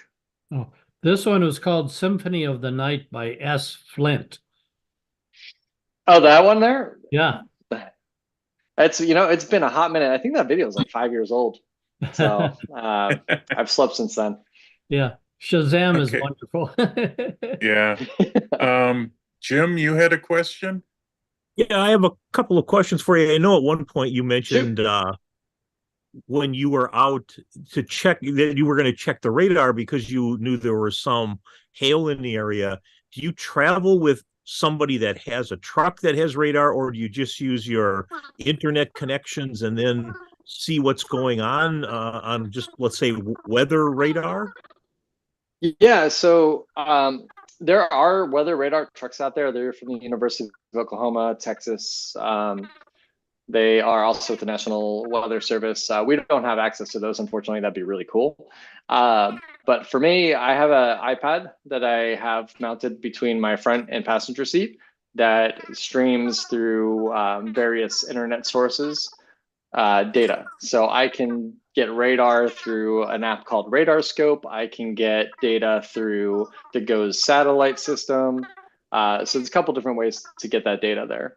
But back in the day, I know it sounds old again, but there was this phase where people were mounting marine radars, the ones that go on boats on their cars, and taking them out to storms. And then the FCC hopped in there very quickly to say that was illegal. So yeah, it's all digital now. But back when I first started, there was no radar. It was the best website was www.lookoutthewindow.com, and that's where you get all your information from.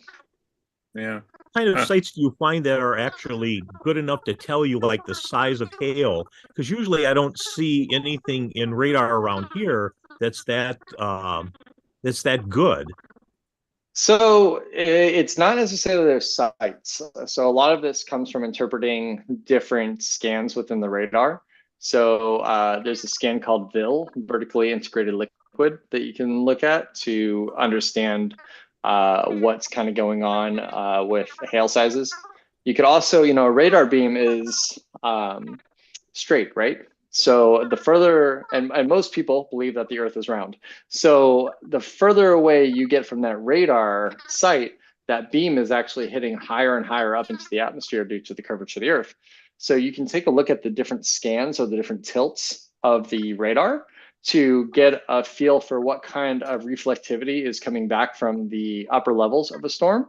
And then just based off experience, you understand that kind of reflectivity, or DBZ, is indicative of some larger hail aloft, which therefore may result in some large hail, but a little bit smaller due to melting down below. So there's no, I wish there was a site that said, hey, go here and you can sample the hail a little bit. Like if you go to some of those radar sites where you can kind of hover over and it's like 4-inch hail right here, they're usually not pretty accurate. So, and that's one of the things that we studied with the, not to get off topic real quick, but the National Weather Service project that I was on for 5 years, we studied the correlation between tornado genesis and large hail sizes, but we also studied the ground truth of hail sizes versus radar indicated hail sizes. And it was night and day. That storm where we found the Oklahoma record only indicated half inch, or no, not half inch, 2-inch size hail on radar, and we found 6.5 inch. So I don't know if that answers your question, but that gives you a little bit of info there. Yeah, thank you very much. And by the way, I do notice that sometimes your photos are a little bit longer in terms of exposure time, yet they still look very sharp. is that just because everything is moving slowly and it's so far away? Yeah, yeah, more so. You have that kind of that relative motion, right?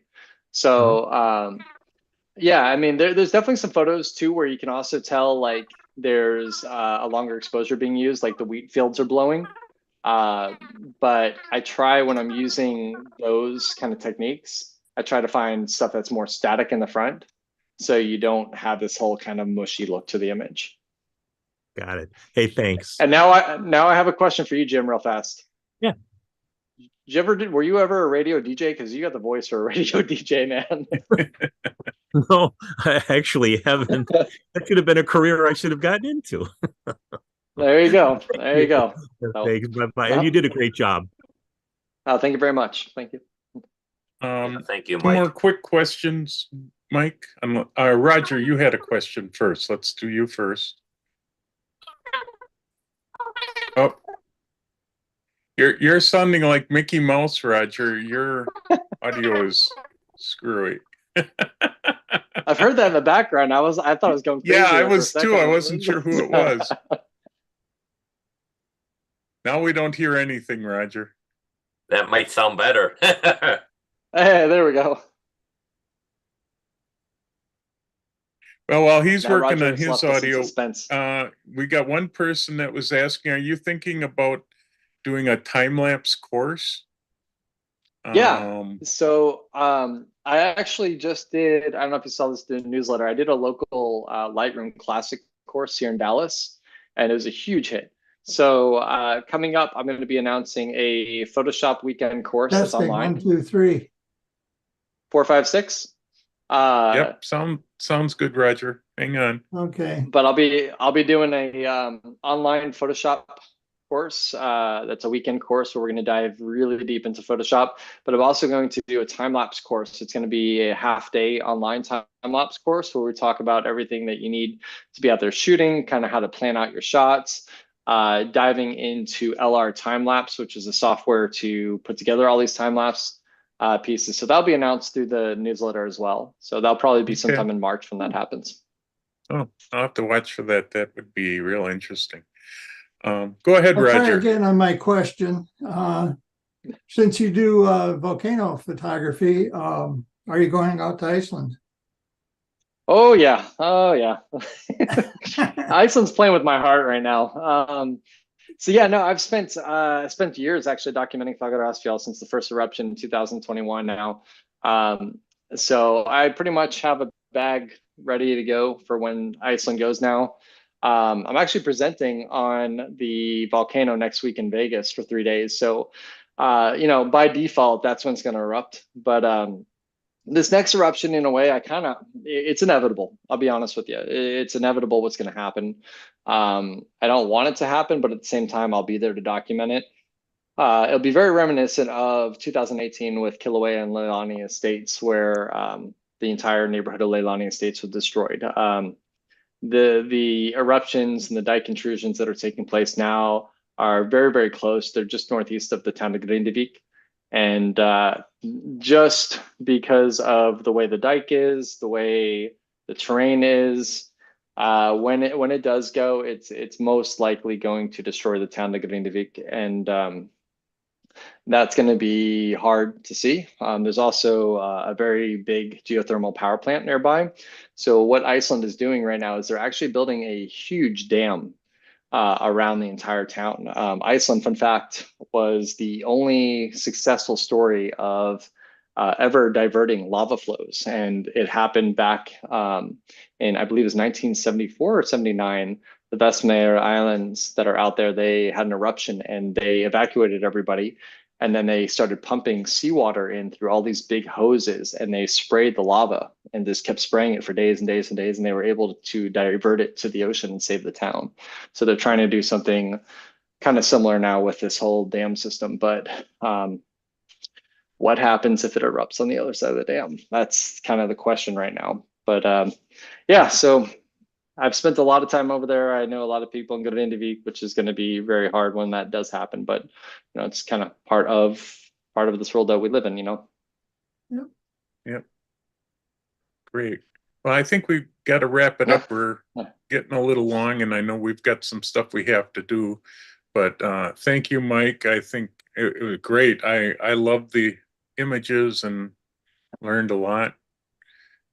Yeah, thank you so guys. And it's always a That's pleasure. neat. And if you guys have any questions too, seriously, like afterwards, if you think about it, don't be afraid to reach out through my website and shoot me a question. I love nerding out with everybody about this stuff. So yeah. Yeah, Thank you, Mike. no, Thank you it's guys so great. much. And definitely sign up for his newsletter. He's got some interesting stuff in there. Yeah, and you guys will see. I'm putting out a bunch of new volcano work as well, hopefully in the next newsletter. Not necessarily this most recent eruption or this eruption that's about to happen, but I've got a lot of work from previous years that I haven't put out there yet. That's going to be announced in the newsletter. So, but yeah, I'll let you guys get to it. I appreciate you guys so much, and until next time, we'll see you later. All right? We'll Thank see you. you. It Yeah. was great. Thanks, We'll guys. get a Take hold. care. I'll get a hold of you. I may have you talk with my other group again. Fantastic. So Yeah, sounds good. Shoot me, and shoot me a good luck message, at all right? CES. Hope Thank it you so goes much, well. guys. Yeah, thank you. All right, take care. See ya. Thanks, Mike. Bye. Okay, Clint, it's all up to you now. All right. Well, Jeff, thank you, Jeff. Well, any news on Waco or PSA or digital forum coming up there, Jeff? Let's see. Digital forum. We got Jamie Pinarski Davidson on Lens Babies at the end of this month. Otherwise, we don't have anything the next couple of months, so we'll just be back to Q&A. Waco, we have the spring seminar in March with Steve Gettle, first Saturday in March. You can find that on the website, all the information about it. He'll be talking about bird photography and landscape photography. Not much going on with PSA. They do have their meeting coming up end of this month, I believe. I think that's journalism photographer, I believe, is talking. Don't remember his name. So that's a quickie on all that stuff. Cool. Well, I want to also thank everyone for coming out to the Menomonee Falls Camera Club for the Christmas party. So thank you, definitely Holy Cross Lutheran Church, and also thank Brian for helping to coordinate this. Thank you also, Linnea, for ordering the pizza for our dinners and that. Also, as I mentioned during the Christmas party, the Menomonee Falls is having a Falls Festival, Falls Festival of the Arts. It's Saturday, August 24th, next year. Actually, this year already. I can't believe it's already 2024. We're hopefully looking for some volunteers to maybe participate. It goes from 10 a.m. till 5 p.m. So hopefully we can do maybe a segment on, let's say, teaching photography during their event. Besides that, are there any new guests or new members for today? I know Jeff was saying that there could have been Bob Christian. And Randy. I'm Bob Christian. Well, welcome, Bob. How are you doing tonight? I'm doing well. Cool. So what are you liking about photography in that? What's your interest in that? I do probably 80% wildlife and 20% landscape. Okay, cool. Well, welcome. I'm glad that you joined our Menomonee Falls Camera Club. Linnea, looks like you have a question. I do have a question, Cliff. So the Menomonee Falls, does that require, do you want people with their photographs as well? I'm trying to figure out what exactly it is, because I think it would be really cool for us. Yes, I think it's a great, wonderful opportunity. I think what would be kind of good is not like a classroom itself, but maybe more hands-on, let's say taking people shots, let's say portraits or whatever. Maybe we could do a hands-on. I wouldn't recommend doing teaching Photoshop, because that's more of a classroom environment. But let's say camera equipment and that, I think that would be maybe one idea. But I'm also willing to listen to other people's ideas and suggestions if someone else has some great ideas. Well, Cliff, what I was wondering when they said like it's a fair, like Yes. do they want our members to like have photos to sell, or is that not part of it? I'm not 100% sure. I did Okay. just save the website and they're also their Facebook page. I can email everyone the flyer and the website too. But it sounds like they're selling merchandise. Let's say there's other exhibits and booths and stuff like that. They'll have food there, but it looks like some arts and crafts too. Which photography is really cool. Let me just interrupt. I was there last August, so I've seen the people kind of keep moving through. They will stop. If you have something to discuss, it's got to be fairly fast because there are a lot of people who end up going through this thing. So it's got to be something general, even if it's to the point where how to use your iPhone, to take pictures, or just something very, very, I don't want to say quick, but within a couple of minutes worth of discussion. The other booths also, you could be able to sell photos there as long as you have, you have them set up there, because most of the vendors do have their crafts, their artwork, their woodwork, their not so many photographers, but there were paintings, there's jewelry, it's a higher end kind of craft apparatus. There's a beer tent, there's music being played, there's even a farmer's market for a while. Now, I started looking into the tents. I would have to, my cousin's in the guild, which puts on this craft fair, and I can contact her and get more detailed information about what we would need and what we wouldn't need, because definitely you're going to need one of those, I don't know what those Canopy things with those display areas. Yeah. But more than that, I don't know. I think they said something about we would be able to have the space for free if we Correct. did a demonstration or something like that. Now, the other part of it, I don't know. I looked into the pricing on some of these things. They're 150. I don't know if you can rent them, but like I said, maybe what I should do, and I will volunteer to talk to my cousin and find out exactly what the art guild needs and how much we would have to do it. So let me do that. I know it's in August, so I'm thinking I've got at least a month here to at least contact her and find out information for next time, and then maybe put it in the newsletter or something like that. So maybe that'll answer your questions too. Yeah, Better. maybe we Let's should put it just that way. maybe we should have a board meeting of the group that does the planning and that, and we could discuss it more and then bring it back to the group in February. Yes, we can. Oh, that sounds good. I would suggest having a small pamphlet to hand out to people who might be interested. If they stop by, there's some kind of interest, and if we have a pamphlet for the Menomonee Falls Club, who knows, we might get new members. Right. Just give out. Yeah, there's a lot of things we could do with this, but we got to get organized and we got to get enough volunteers to make it work. I didn't think we'd run quite this late tonight, so I think let's put that aside, Clint, for now. Okay, that's and fine. let's have an executive board meeting where we can discuss it with a small group of people, figure some stuff out, and bring it back to the group next month. Okay. Yeah, that's fine. That's fantastic. Thank you, everyone. Just the idea out, we're looking hopefully for volunteers in that.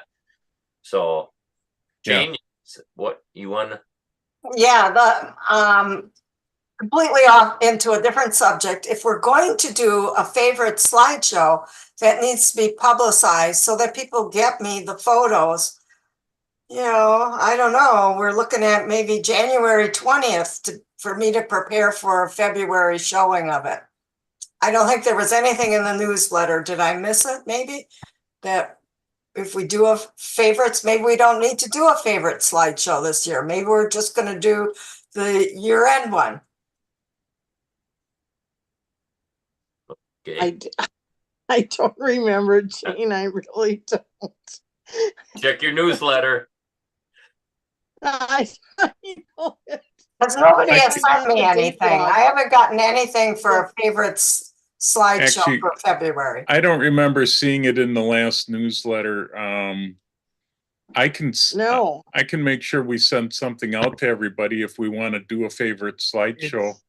It's listed as our program for February. That's the only. I think it might be a little bit too late to get that put together for Jane. Wait, what? It is listed for February? No.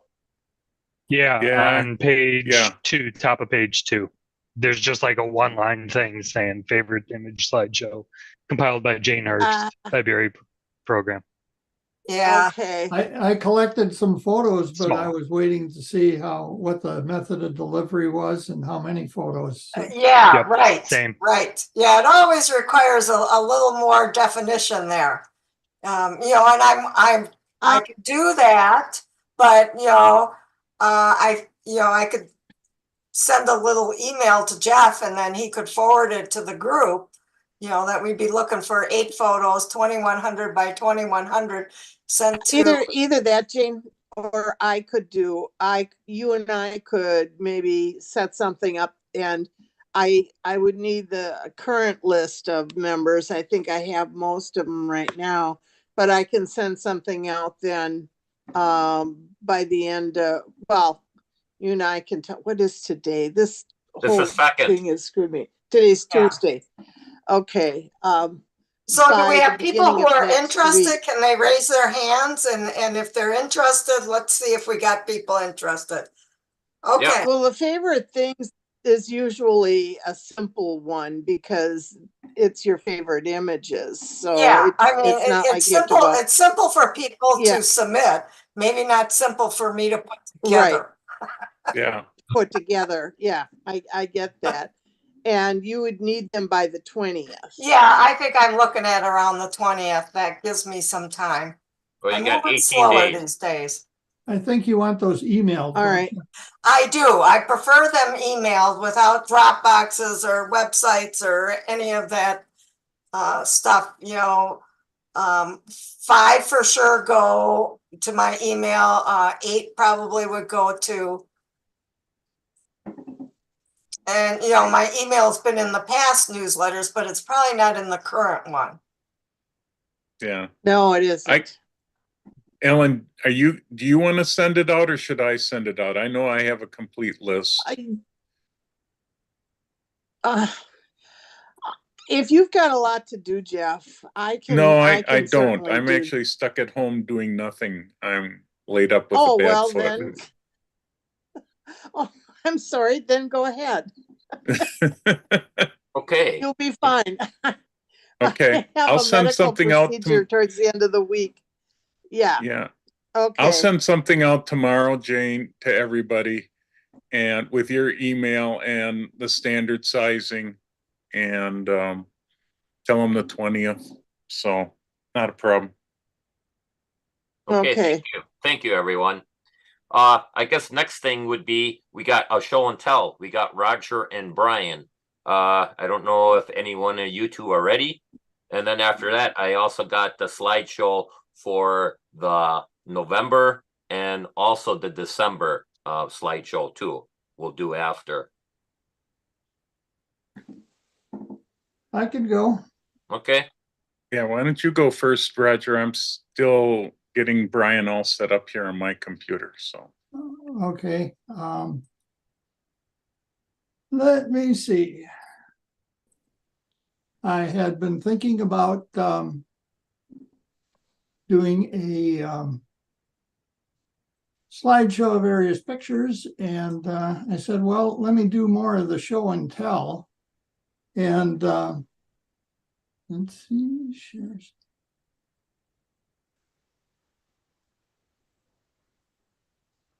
So I decided to do something on something I haven't played with before, and that's interval timer with my with my camera. I knew that it was in there, and so I decided to look into it and take a few pictures and see what happened. I've been kind of shown up by the previous presentation here tonight, so this is pretty basic stuff. But here I found that buried in my menus is interval timer. Normally it's disabled, and it will turn to disabled every time I turn the camera off. And if I, let's see here. See if I can.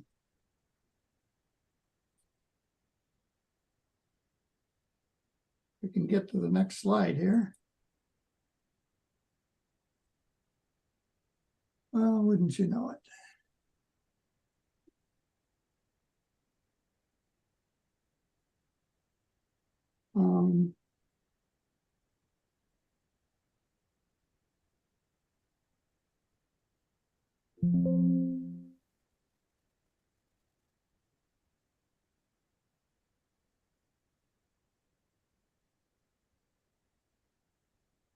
Well, we may have to go to a different route. Yeah, I don't think it's working the same when I've got it on Zoom. So we'll go a different route.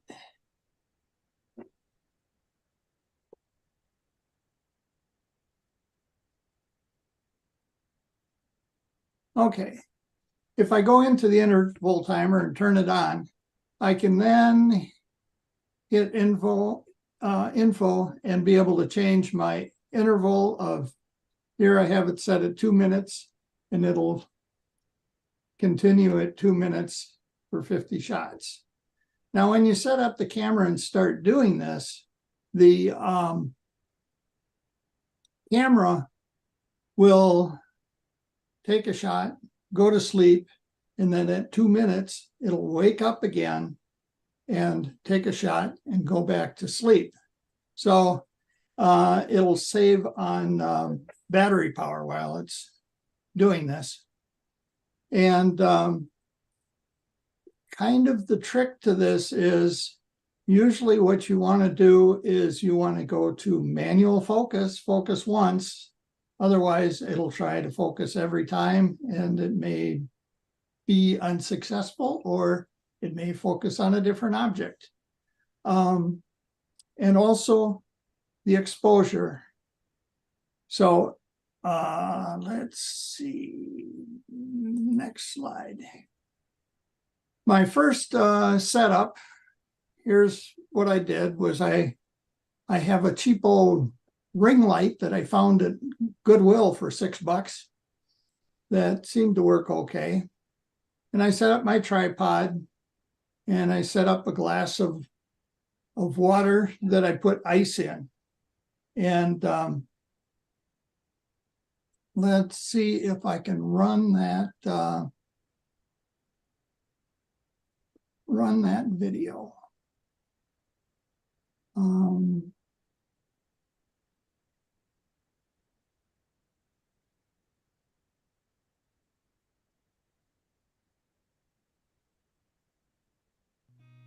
There we go.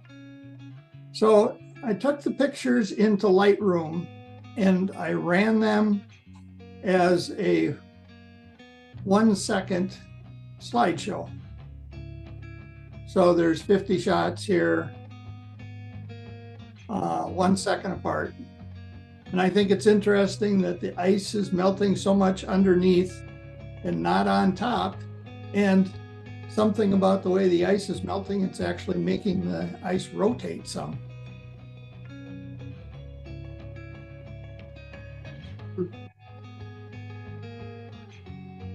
And you got condensation forming on the glass. And it looks a bit different when the lights got turned off in the basement. Okay, so the next thing I tried was a time-lapse movie.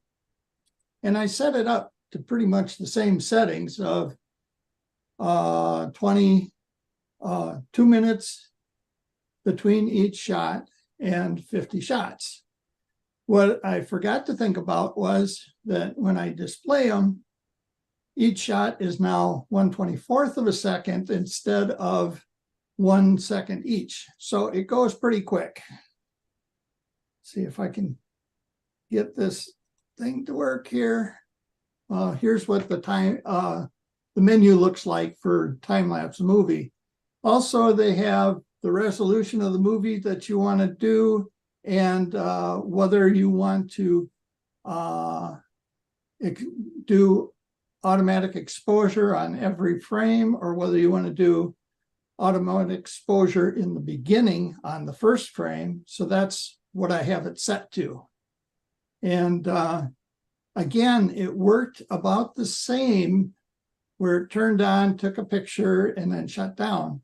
But I noticed that in the movie mode, boy, did it suck up battery.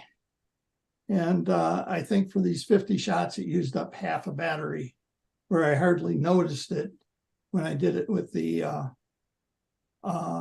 just the pictures. There we go. That was it. So I was looking for something more interesting to take a picture of, and I thought, well, down at the store, I can pick up a flower. I can buy an individual flower, hopefully get one that hasn't opened up and watch it open up. But they didn't have that. So they had carnations, and I got a white carnation, and I was going to put it in food coloring and take a picture of that. But meanwhile, while I was setting up for that, I was going to throw out this piece of celery that was in the refrigerator. So I said, well, that should suck up dye. Let's look and watch what happens when I do that. So I did the same interval of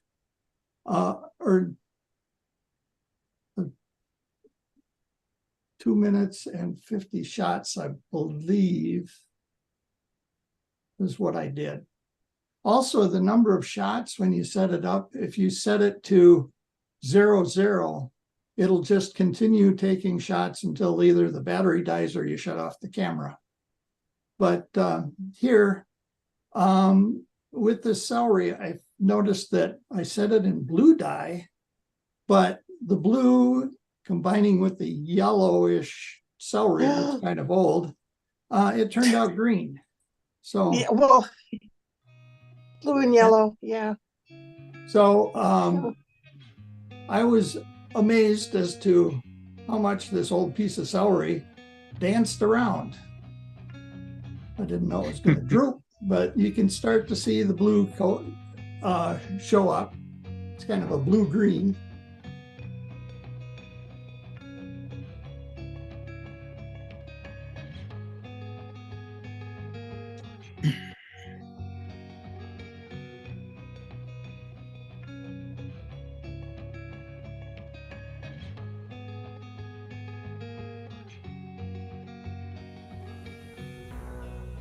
Squirrel. If anybody's seen the movie Up, you know what that's about.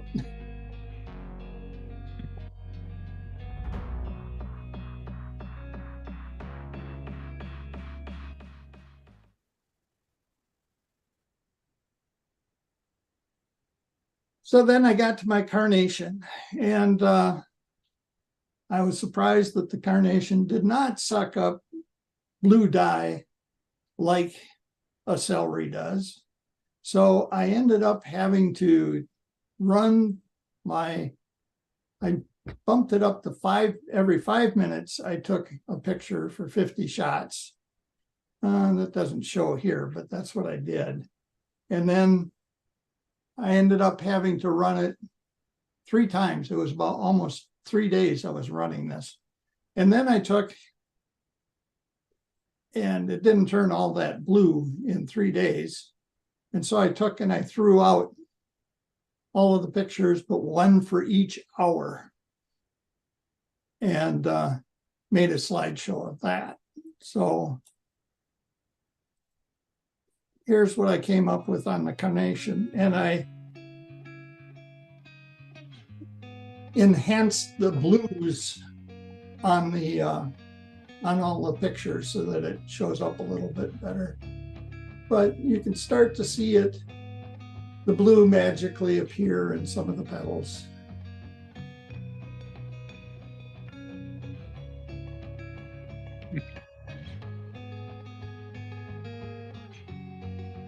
And on this round, I had forgotten to turn on the ring light, and this is just natural lights in the basement.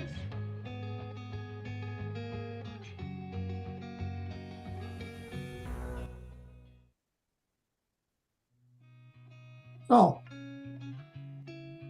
that's just repeating. So that's all I have. Interesting. Hey, Roger, it was a year ago you were chasing soap bubbles. What? It was a year ago you were chasing soap bubbles out of the basement. So this year you found something new. Congratulations. Thanks. Yeah, the next thing I want to try and do is try doing some experimenting with multiple exposure and then doing it with time lapse. I like doing the time lapse with clouds outside. It can be a lot of fun if you got a windy day. Well, actually, I tried doing it once that I wanted to try doing the moon, and the next few days were going to be cloudy. So I had tried to take the camera out there, and I took it out there, and I got about 3 shots where the clouds came in and covered it, and then everything else was just glowing clouds. Yeah. No, time lapse can be a lot of fun. Be a good one to talk about some more. Jeff, are you doing the slideshow or is Brian doing the slideshow? Brian, I'm going to run the slideshow, but Brian is going to talk and explain it. I'm gonna set it up here, Clint. So give me a few moments.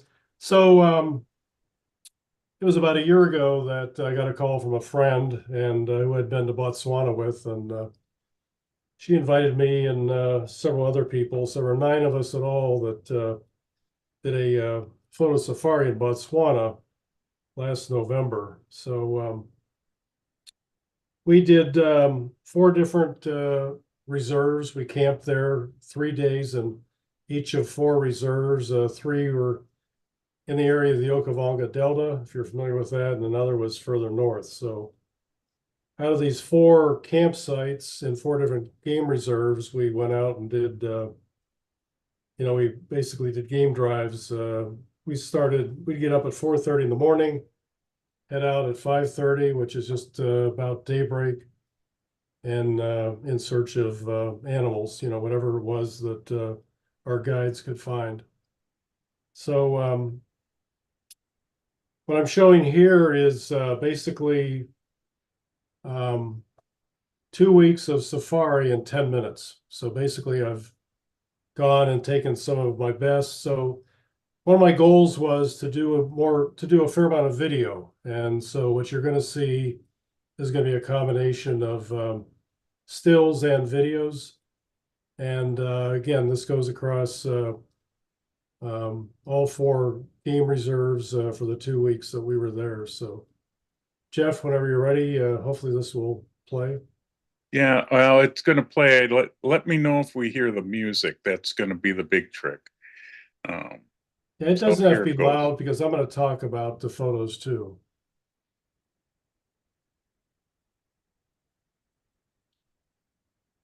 No sound. No sound. But that's Just okay. a minute. Just a minute.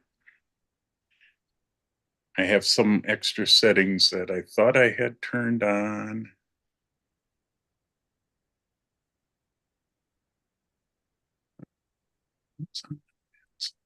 So actually, besides the animals, I like to do landscapes. There's just a lot of gorgeous landscapes. The terrain varies so much. Why isn't it getting to? Yeah, for some reason, still no sound. Yeah, it's. So let's just go with it. Okay. So unfortunately, you can't hear the sound of this. So this is what it's like a typical morning. Head out at daybreak. So this is what the entrance where we first went through on Southgate and Menomonee. So there are some small animals too. So one of the first things I did was the tortoise. A lot of birds, a lot of beautiful birds in Botswana. There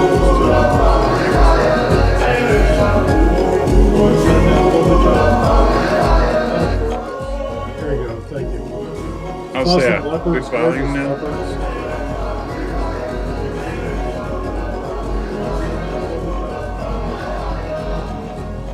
Sounds all distorted. There you go. Some of the lions, sometimes they ask how close do we get to the animals. Well, you can tell by the lions, they're in the truck, they're very close.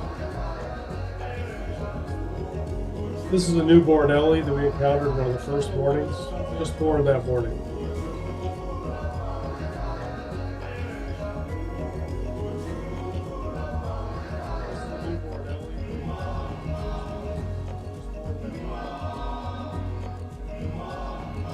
Waterbucks have the ring around the butts. Lots of elephants up at Kwai. I just love elephants, and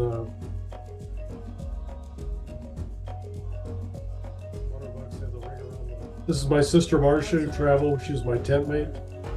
This is one of the two groups who went out in 2 trucks every morning. Kudu. This is my sister Marcia who traveled. She was my tent mate. Red Lechwe.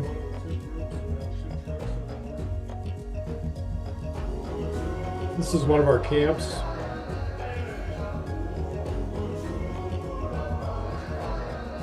This is our gorgeous ensuite. All the comforts of home. This is one of our camps.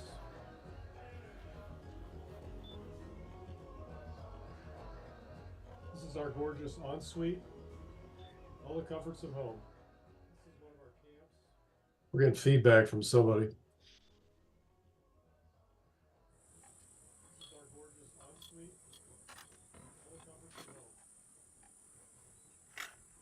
Feedback. My heart still skips a beat every time I watch this video.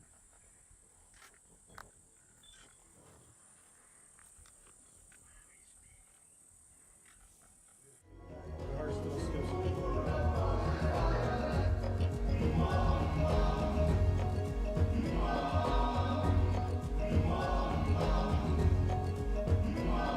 This was a lion guarding a kill. Look at all the vultures coming in whenever they could get a bite. One of the vultures, Cape Vulture. We had marabou storks coming in. So after a while, the males left and the girls got in and they got to eat, and then they also got to chase away the vultures.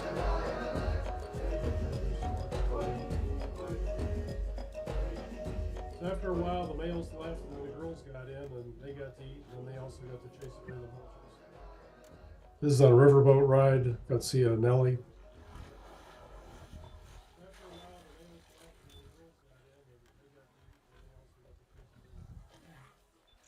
This is on a riverboat ride. Got to see a Nellie.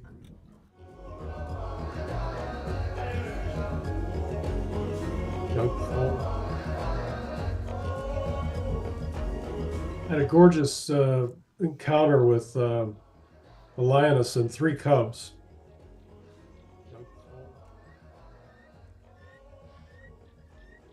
Had a gorgeous encounter. There's a bird chirping in the background. That's why Mom lifts her head up.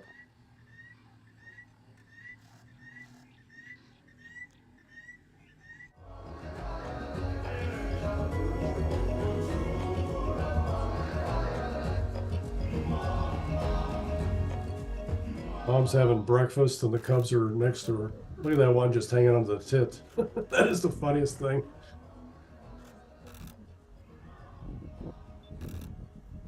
Mom's having breakfast and the cubs are next to her. Look at that one just hanging onto the tit. That is the funniest thing. So besides feeding the kids, she had a guard to kill, and here she is chasing off some vultures.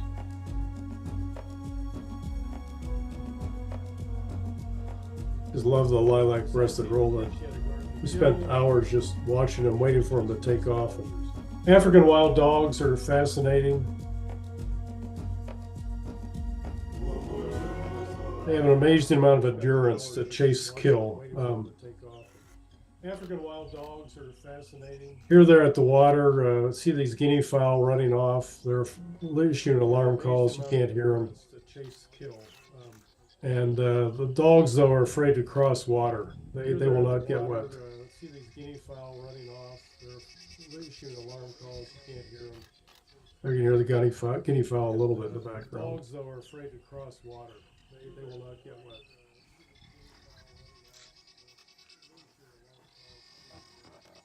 You can hear the guinea fowl a little bit in the background. We'll see more of the wild dogs later on the hunt.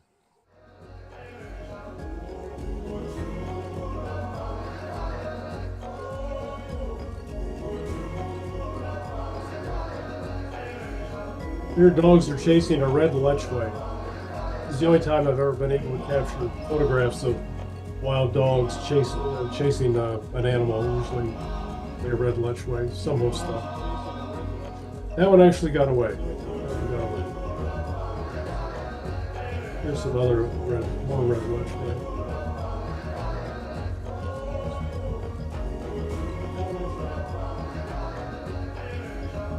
Look at the size of the impala compared to the ellie.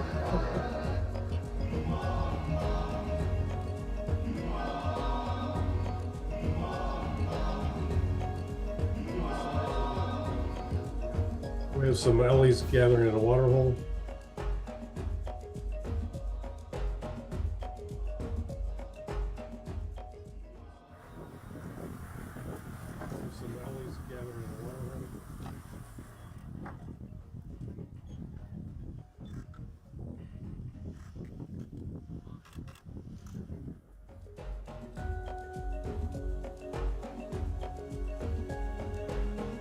Ellie's on the move.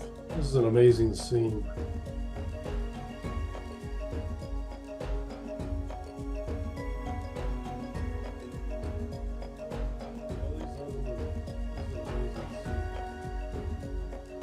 I think it's a steenbok, I'm still not sure. We'd spend some afternoons taking a break at the hippo pool. I think it's a steenbok, I'm still not sure. We'd spend some afternoons taking a break at the hippo pool. This isn't serious. These guys aren't doing this to take over a group of giraffes. This is practice for the younger males. This isn't serious. Testing.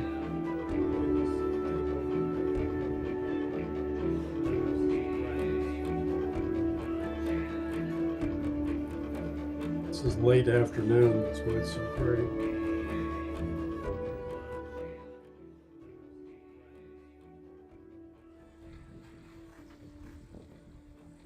These two youngsters are just rolling in the dust. Elephants like to do that. It keeps them cooler and keeps insects off of them.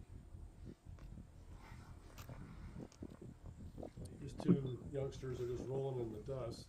Elephants like to do that. It keeps them cooler and keeps insects off of them.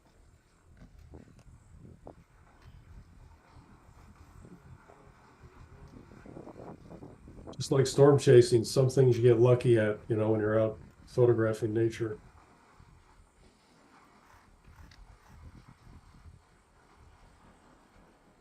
Just like storm chasing, some things you get lucky at, you know, when you're out photographing nature.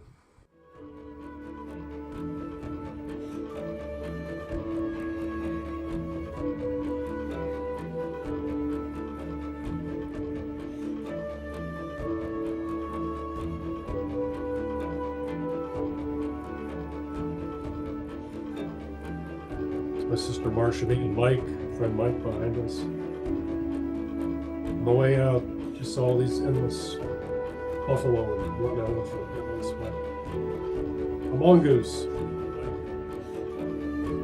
Warthogs are fun.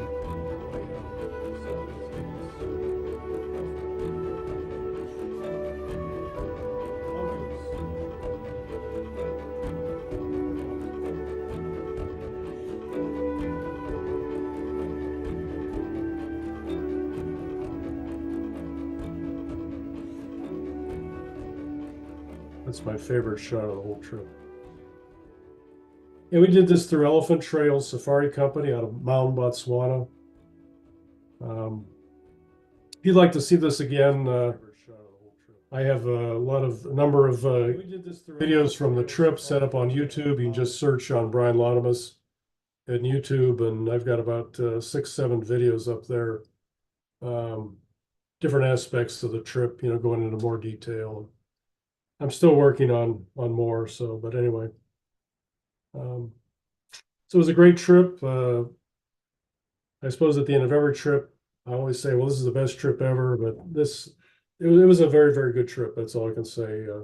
Good people to be with, and the guides that we have are just amazing. They just have a sense as to they follow the tracks, they listen to the sounds, and they come up with an amazing number of finds for us to observe and to photograph. And so it was an amazing trip. So what did I use? I had a Z8 with a 100 to 400 Z lens, and then I had a Z7 II with a 24 to 200 lens, and I used both for both stills and for the videos. So the Z8's an amazing camera for ability to track, stay on focus, and just love the Z8. But they're both amazing cameras. So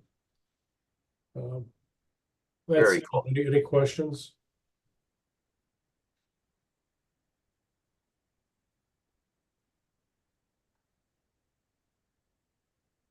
Anybody there? Yeah. No, it sounded great. Sorry about some of the sound problems, Brian. What I know we had a strange echo. What, Roger? What time of year did you say you went? This was in November of this year. Yeah, we left here on the 3rd, got back home on the 19th. So it was, it's coming out, it's the end of the dry season. And we did get some clouds. There was some scattered showers. High temperatures hit about 100, and I don't know what the low temperatures were when we got the clouds. But very cool, Brian. Very cool. Yeah, thank you. My wife and I were in South Africa, Botswana, and in January, and it was so overgrown. It was hard to find animals. Well, that's the wet season. Yeah, and it was wet. Yeah. Yeah, wet season, usually it's Botswana, December, and runs into April, March or April. All right, well, I'll do my quick slideshow on President's Challenge real quick, and let's share this with sound, and then now we should be ready to go. No, wait, hold on. All right, here we go.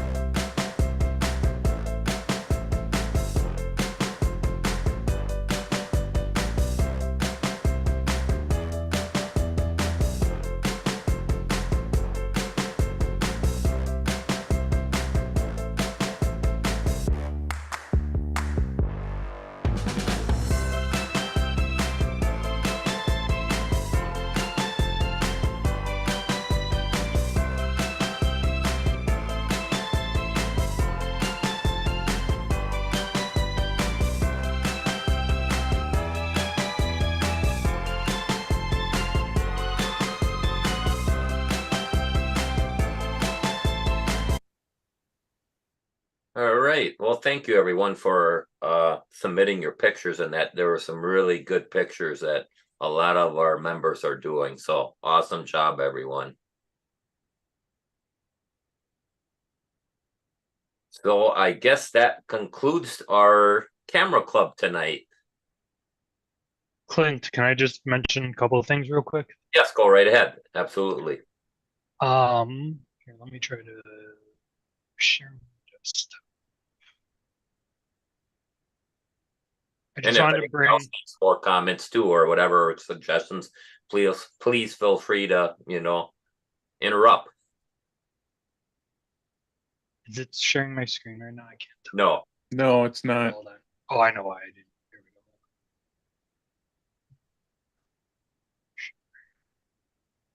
There we go. Now it's sharing, right? Yes. Yep. Okay. So I just wanted to bring up, it's that time of year again. The orchid show is coming up at the Chicago Botanic Garden. I don't think we necessarily do this as a club because it's kind of a distance and some people go different days. But just a reminder, it's coming up. Tickets I don't think they're on sale yet, but I'm sure they'll be coming up here soon and probably before our next meeting. But February 10th through March 24th, they have regular hours of 10 to 4 p.m. But there is the photographer hour or hours. So it's every Tuesday, basically within that time, 8:15 to 9:45. It does look like they now offer a 4:15 to 5:45 in the afternoon. I don't think they've done that in the past, so that's kind of interesting. But the advantage of the photographer's hour is if you want to use a tripod, you can. People bring in small lighting setups and stuff like that, and they take pictures that way. Plus, it's less crowded. I usually go for this, even though I don't use the tripod or lights or anything like that. I still like it because it's less crowded. And then when the photographer hour time is up, I usually just stay in the exhibit and keep shooting for a little bit longer. So just figured I'd remind everybody of that. The other thing I wanted to bring up is Out of Chicago Live is coming up. I've attended this every year that it's existed. It's a 3-day online conference. I think it runs, the registration's not open, so I don't know exact cost, but in the past it's been anywhere from $200 to $300.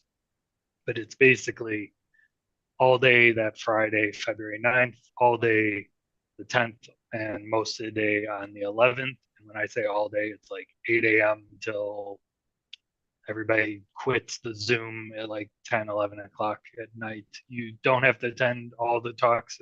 They're all recorded, and then you get access to them for at least a year. Although I still have access to all the talks for all the conferences that I've gone to. And they have quite the collection of photographers as usual. So if you liked Zoom presentations like tonight's, some really good ones there in there. In fact, I looked it up. I remember Mike gave a presentation last year on desert storms. So there you go. He was there last year. So I knew that name sounded familiar. So I just thought I'd bring that up because that also is going to be going on sale soon. So thank you for bringing that up. Yep. Oh, Ian. Yeah. For the orchid show, will they let you bring like a background, like black velvet on a piece of cardboard? No backgrounds. Is there like one thing they want? No backgrounds. Okay.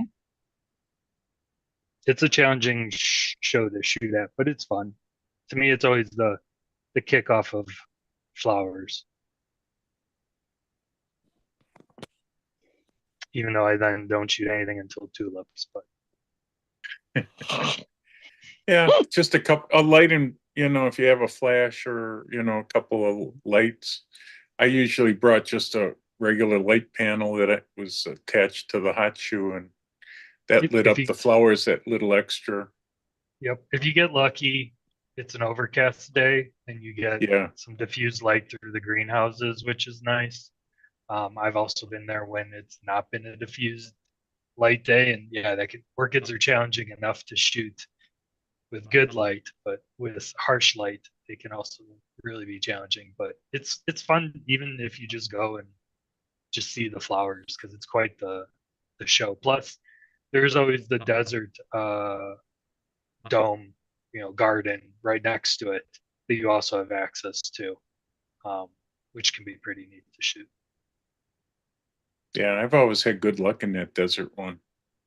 I've had some good ones there too. It's fun to do.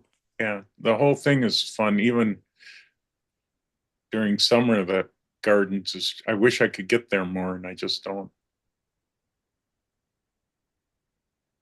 Well, I guess that's it. Thank you everyone for coming out tonight. I thought it was a really good show with Mike, and it was really nice with the with Africa. I thought that was really, really cool. And then thank you for the time lapse pictures too. Very welcome. Thank you. Very nice. Get your Yeah, images everybody. to Jane. Yep. Yeah, get your pictures in the chain. Yeah. See you, everybody. I'll Have a get good an night. email out tomorrow. Good night. Thank you, everyone. But one thing's kind of nice about the Zoom meeting, people that drive 20